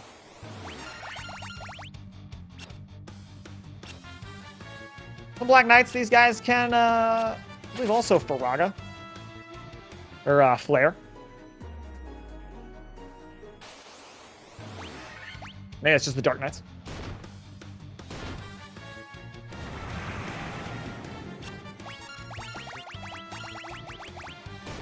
No. No flares from Black Knights. No danger there. Green Dragons, a Blizzaga will kill him. And give you a bunch of XP for your trouble. Nashlax on to Merilith. Again, should be a pushover. The thing we're watching out for Nashlax, she can hit really hard. She's got a lot of arms. And they'll all hit you really hard. With their big swords. Hold, we do not care about. ShaneZell's gonna play that funky music. Play that funky music. Play that funky music right. The loot we got from Princess Sarah at the beginning of the game, its only use is to open up this ladder 1,000 years ago. Merilith, done and dusted for Nashlax. Easy. No problems whatsoever.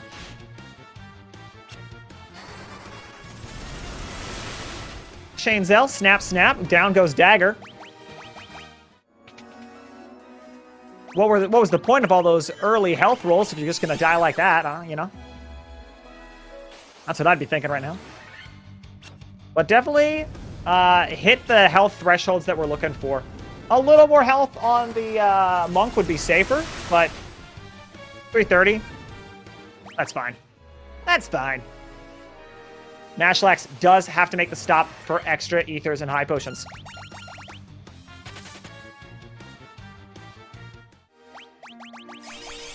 Yeah, the high potions definitely.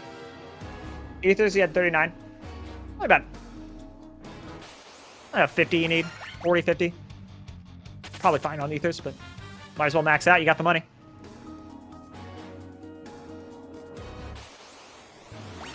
Looks like ShaneZell running from Purple Worm fights. Probably thinks, yeah, I'm leveled enough. I don't need more.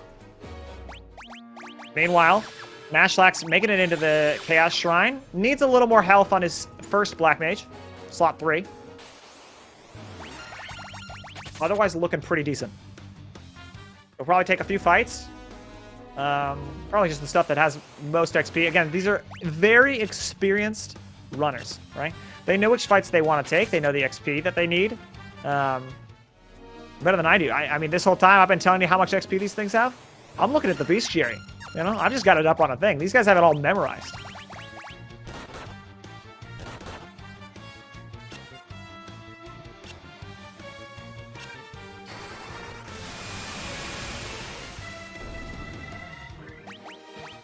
Hits those levels, about 27.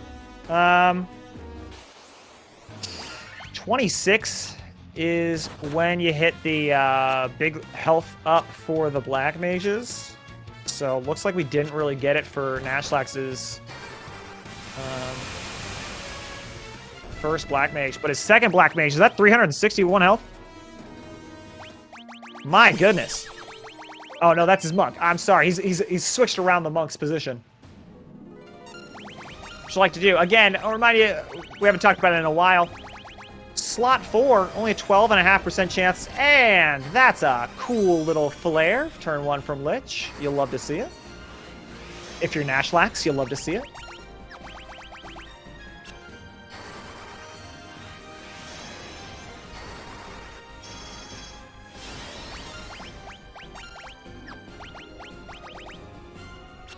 We ride. Okay, he's getting pretty lucky with the warps. Instant kill if you don't have any ribbons, but we have the 3 that we need. Ooh. Good healing. Great healing from ShaneZell. He adapts. He overcomes. That's what we like to see. That's exactly what we like to see. Nashlax grabs the elixir from the box, plays that funky music right. Second position in your group has a 25% chance of being targeted by single target abilities. Third and fourth have 12.5%. People like to move the monk down to the last position, give you a better chance of not being punched right in the face. Nice for Raga onto these black flans. That's going to be a lot of XP. You're going to love to see that. 1100 each.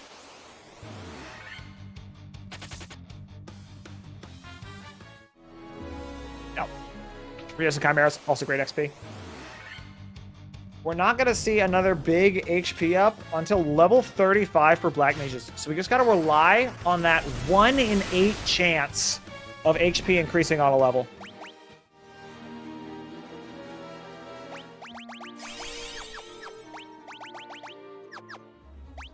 All right, ShaneZell switches around. He moves his monk to the last position. He saw Lich punch his monk in that last fight for 56 damage. Marilith punches quite a bit harder with all of her swords, so definitely don't want that to happen again. A good targeting onto the stoned character for his first turn. Gets all of his buffs out. Usually you do a haste, 3 tempers, 2 giant's gloves, and then you start punching. It'll take you multiple punches anyways. Any more tempers isn't really going to do much more for you.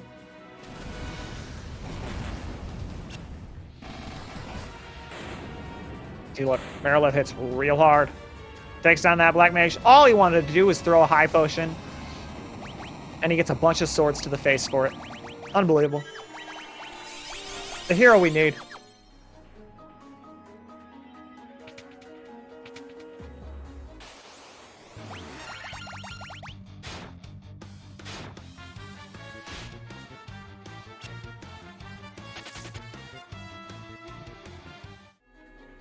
Nashlax staying nice and safe.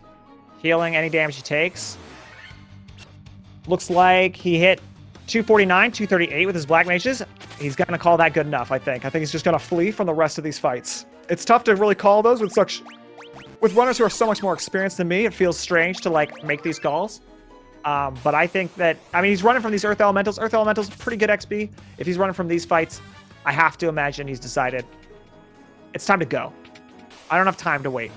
I don't have time to cast these spells.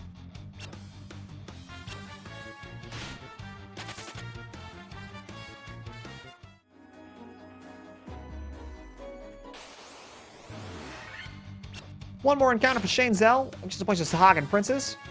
A real pain in the Stranger of Paradise in this game. Not really any problem at all. Nashlax onto Lich. Doesn't do the first turn flare. Kind of playing favorites, I'd say, but you know, who am I to really speak to what dead people are thinking? Meanwhile, ShaneZell onto Kraken 2. Kraken 2 can punch real hard, but you know, a little certainly not as easy as his first iteration, but a big punch. It's all right. All we needed that mage for was the haste, and he got it off, so. Lich 1. Lich 2 done and dusted for Nashlax. No problems whatsoever. Some inks from Kraken. One more punch. Done. That's a wrap on ShaneZell's Krakens forever. Easy peasy. Just the one loss. Nobody liked that Black Mage anyways.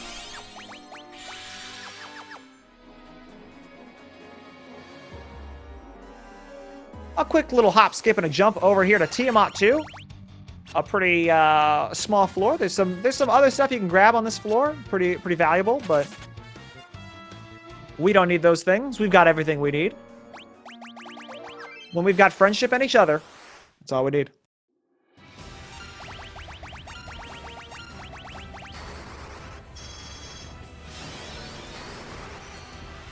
All right, Tiamat and Marilith. Again, Marilith punches real hard. Tiamat bites real hard. Got a lot of heads. Kind of tear apart good old staff. Kind of taking a lot of these hits. But again, got the haste off. Who cares? Throw some high potions. Nice and safe. Another Giant's Glove since we didn't get that temper from the dead guy. And now we start punching. Nashlax, meanwhile, defending and punching. You can temper here again, but it'll take you 2 more punches anyways, so might as well just defend and punch. Ooh! Tiamat 2, Monk goes down. That's pretty much you just pop it onto defense, let Tiamat rip you apart. Too bad. You really need the Monk to do all the damage, and once they go down, I mean, you can res them, but all their buffs are gone. There's no real point. Just defend, die real quick. Everything will kill you through defense. Like, defending isn't gonna, like, you're basically skipping your turn. It's not like you're gonna suddenly grow much stronger in your defense. So, even better than attacking. Save the frames.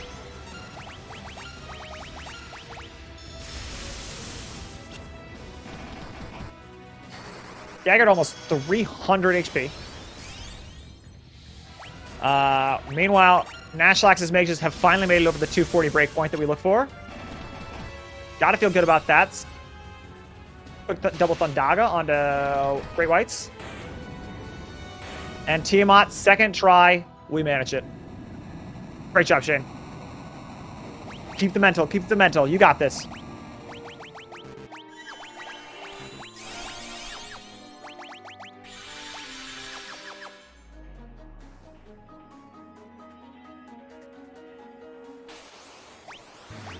Probably Shane's best run of the tournament so far.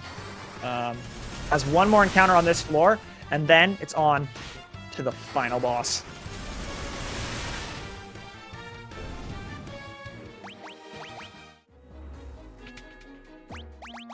There he is.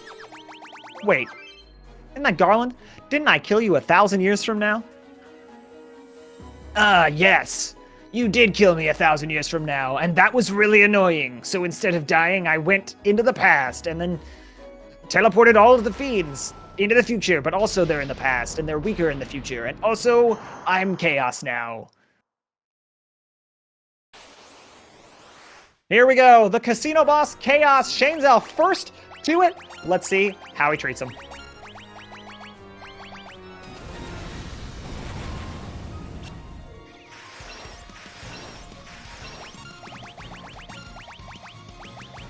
He gets the Giant Sonics off. Giant Sonics, 200 HP each. You throw the Giant Sonics on, get him up to 978 health.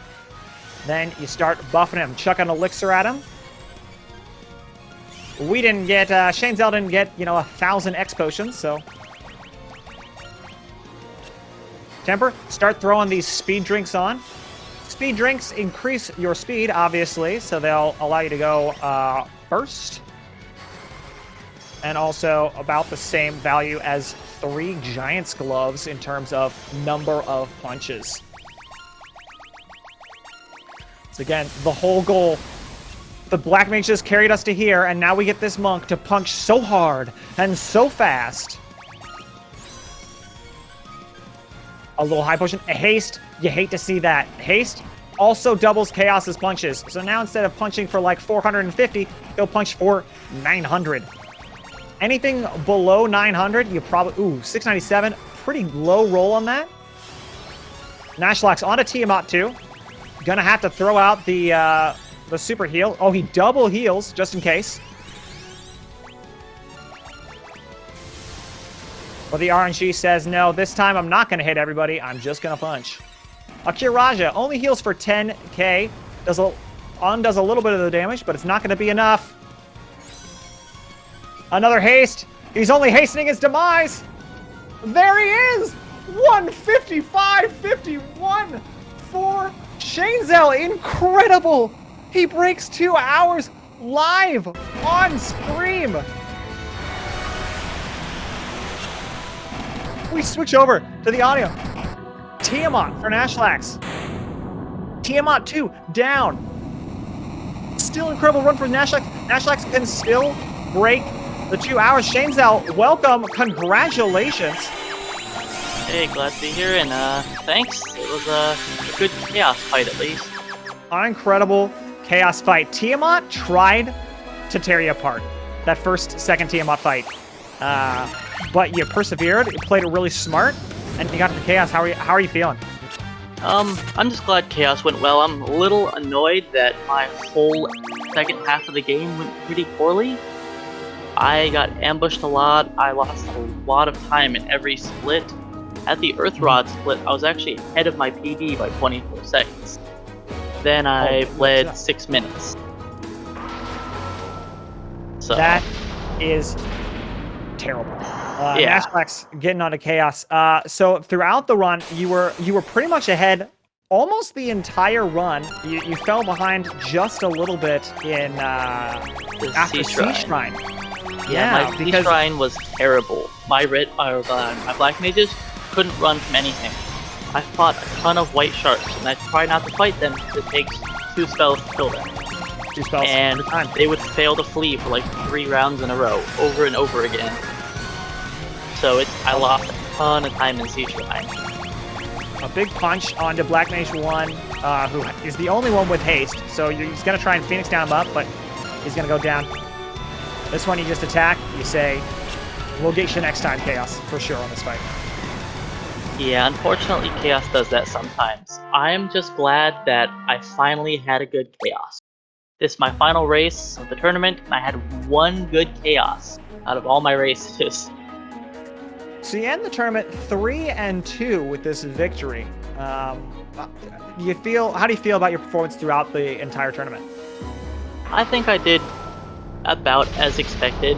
I mean, a lot of my first 2 runs that I ended up losing, it was just to RNG to Chaos. Both of them I died to Chaos 8 to 10-ish times each. That's the casino boss. That's gonna happen to you. Besides that, I was neck and neck with both the runners the whole game, so it was fine. And Certainly when I went up Group B against is the group of death. A lot of really hard competition in your group. yeah, and when I went up against the players that didn't have quite as strong of PDs, I figured I would use a different team that was a little bit better. Yeah, for, a like, run with double red mages and a run with the white mage I saw. Yes. The white mage team is definitely the safest, but a little bit slower. My average time was like a 205 to 210. And the red mages, my average time is about 2 to 205. Well, you broke the wall, made the wall of 2 hours look like nothing in this fight. We got a bunch of speed drinks onto Nashlax. This fight looking much better for Nashlax, definitely. Gonna throw out that last speed drink, a little high potion, another Giant's Glove. Blaze, ooh, kills both of them. Okay, we're down a speed drink. Yeah, being down 1 speed drink is fine. If you have 28 attacks on Chaos, that's an acceptable damage number. You can still hit pretty hard like that. Yeah, you saw in my Chaos fight, I actually double full healed. Because yes, I saw, because he decided not to do anything. If my monk got punched, that was game over for me. So I needed to turn order. And that was what I went for. I had the extra heal, I figured I'd use it. Nashlax full heals himself with all those extra. You got 2 X potions off of Lesser Tigers in this run. Yeah, I heard. Flare. We're not too worried about that. We'll probably need to heal because a punch will kill. And those X potions were what actually caught him up a lot because I had to go pick up those 2 full heals.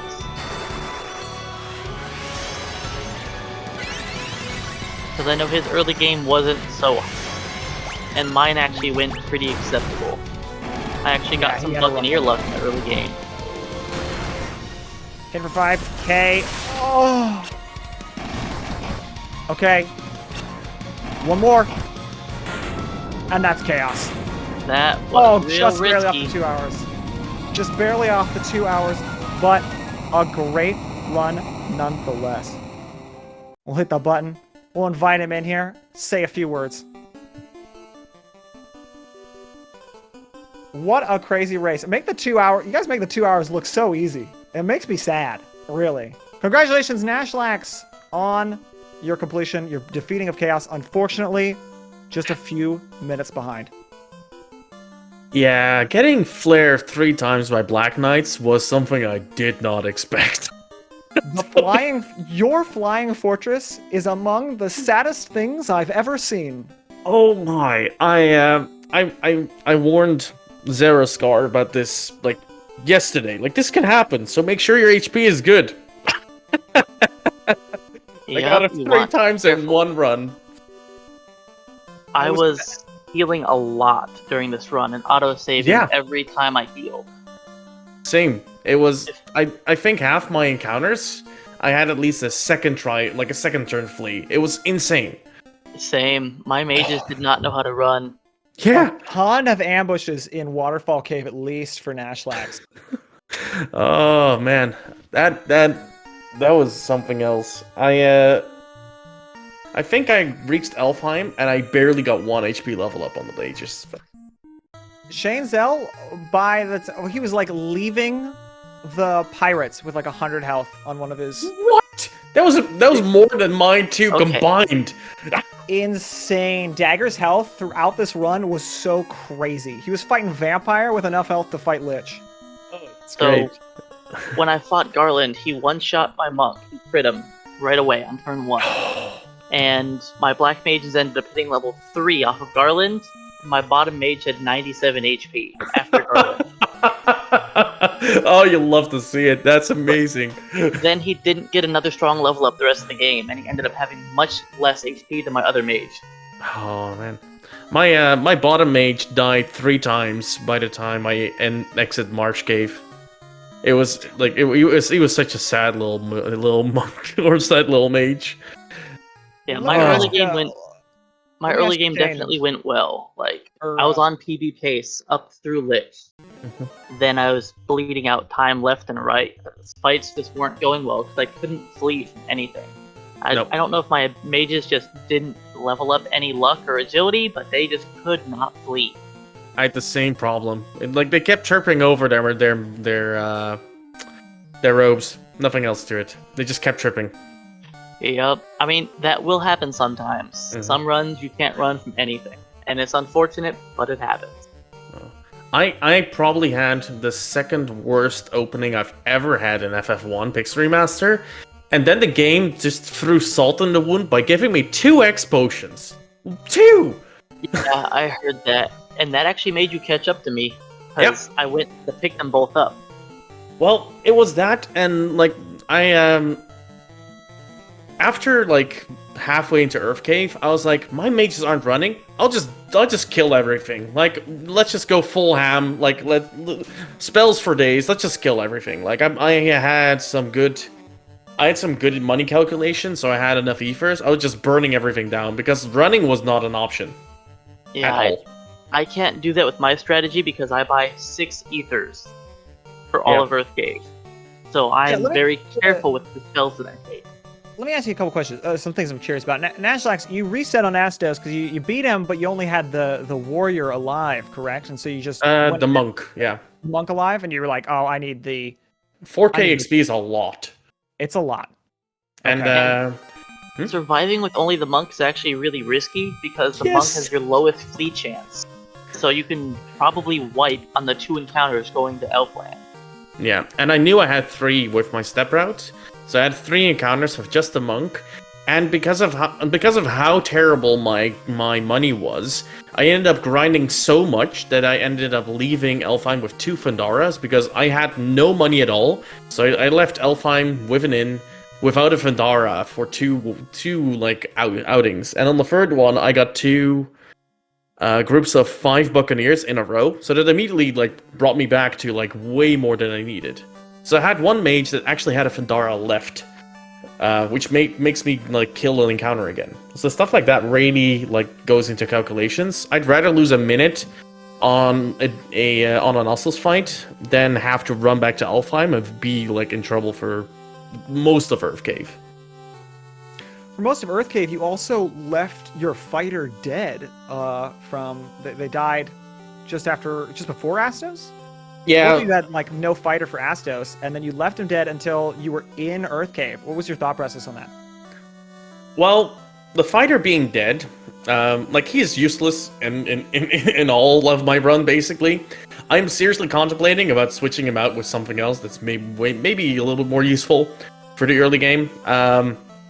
But having him dead all the way into Earth Cave means that I can focus my grind of killing everything onto that point, and as soon as I heal him back up, I flee a lot more into Earth Cave. So I get a lot more encounters and a lot more XP on the Black Mage just early on. So by the time I reach Vampire, my mages are usually level 14 or even 15, and I run away from basically everything after that, except for today when they just didn't know how to run. Right, it came in handy if you fought Vampire. We're talking about you already had the 2 Faraga charges, so you're able to throw out a Faraga on some of the fights before him. Yeah, it really matters having the warrior dead up to that point, because like if you Fandara everything on the water down, it'll basically gain you about a level or 2, and being level 15 or 16 towards Lich becomes more precarious if you start running away more. So that basically fills that gap. Yeah, it's definitely nice keeping the fighter dead for as long as you feel comfortable.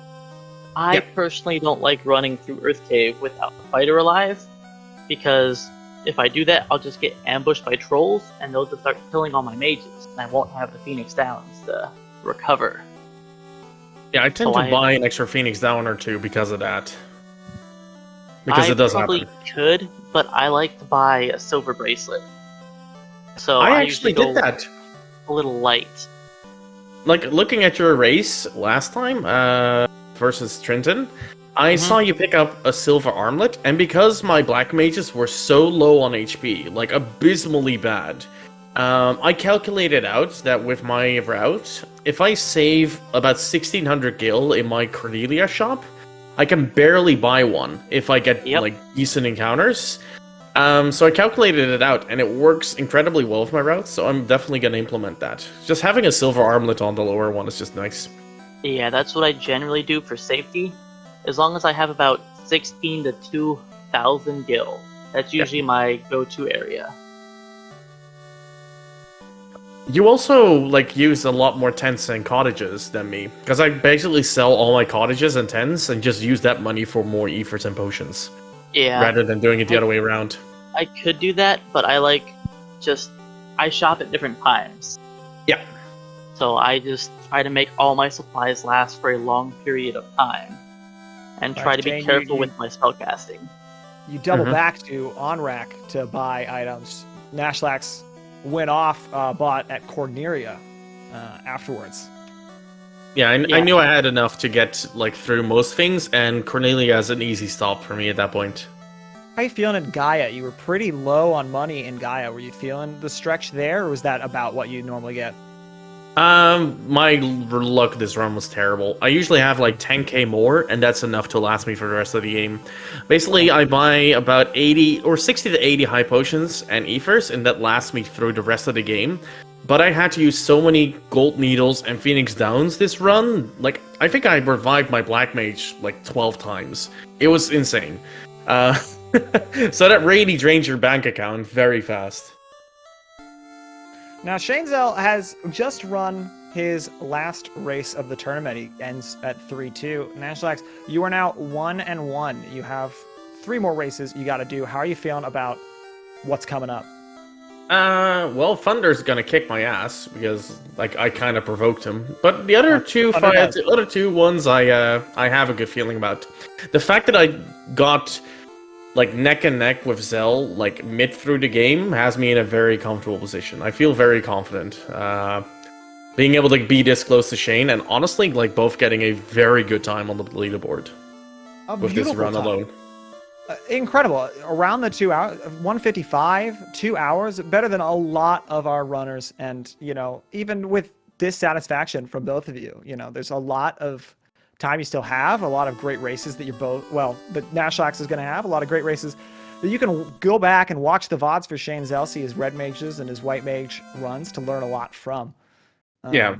I think up until like 10 days ago, like this would have been a PB for you, right, Cell? No, I actually just never posted my PBs to the leaderboard. Oh. Oh, because PBs. I wasn't jumping up any positions on the leaderboard, so I didn't feel like the need to post them. Fair enough. But I've had a 152 for a few weeks now. Yeah. And I had a 153 for nearly a month now. Yeah, I think with my current routes, if I get a very lucky run, like sub 150 is possible with it, and I think the same goes for yours as well. Like just getting a little bit more comfortable and having mages that know how to actually flee would have made this run about 3 to 4 minutes faster for me easily. Do you feel like you really took some steps, both of you, to do maybe more safer plays that you would normally not quite do? I mean, you guys saved pretty much always. But do you feel like there was stuff that like you could have done more risky things to add time besides the RNG? Well, like I was healing up after every single fight that I got damaged, which I normally don't do. Yeah. But I was just trying to play it safe. I didn't want to have to reload ever. So that definitely costs you a lot of time to heal after every fight that you get hit. So that I could have saved a few minutes from just that alone. Yeah. Same for me. Like just doing extra safety, just keeping everyone as high up as you can, is very important. And also like safety saves. I safety save basically every time I feel like I've had a bad encounter or I'm like halfway through a floor, because like during this run alone, I've come close to death more often than I can count. I got gazed twice. I had instant deaths happen. I've been critted on my mages 4 or 5 times, and then you're left with just one black mage. If anything else bad happens, you just die. Like heck, Flying Fortress was the prime example of like getting 2 encounters with 1 Black Knight, and then getting flared in the face 3 times. Like, it's stuff like that happens. So you gotta, like, safety save enough to actually mitigate that a little bit. And if you're really scared of them, just Blizzaga them down as fast as you can. That's what I wanted to do, but the mage that I have with the Blizzaga, because I only buy 1 Blizzaga, got instant flared both times. So yeah, in that case you have to Blizzaga and Thundaga, which does work. It will take them out. Yeah. If you get 2 spells in, like, you can still mow them down, but like back-to-back flares will take care of any party at this run level. Yeah. It was a beautiful run from both of you. Congratulations once again, ShaneZell, on the victory. Nashlax, best of luck in your future races. As far as this tournament goes, there's another race tonight, 6 p.m. Eastern Standard Time, between Rokeby AX and Hab Kindname on SpeedGaming 1. And then a couple races this weekend. Nash, looks like you don't have any scheduled yet. Going to be seeing you next week, though? Yeah, a lot of me, like, probably if I can't schedule them this weekend, I'm gonna look for time. I'm gonna do most of my runs next week. I've been very busy with work, but some time is up, and it's time to actually catch up and actually hopefully get some good runs in. Well, if you're in chat, be sure you follow the runners, ShaneZell and Nashlax, here on Twitch.tv. ShaneZell, you do a lot of Final Fantasy ones, right? You stream other stuff? I mostly just stream the NES version of Final Fantasy 1, which I'll be going back to now that I'm done with this tournament. Well, then you can watch that on Shane's stream. He's very knowledgeable, one of my favorite runners, for sure, for this run. I always love everything he has to say about the run. I take a lot of inspiration from his stuff. And then Nash, be sure you follow him, and you can see his races next week. You can also follow me. I'm Luka Cookie G.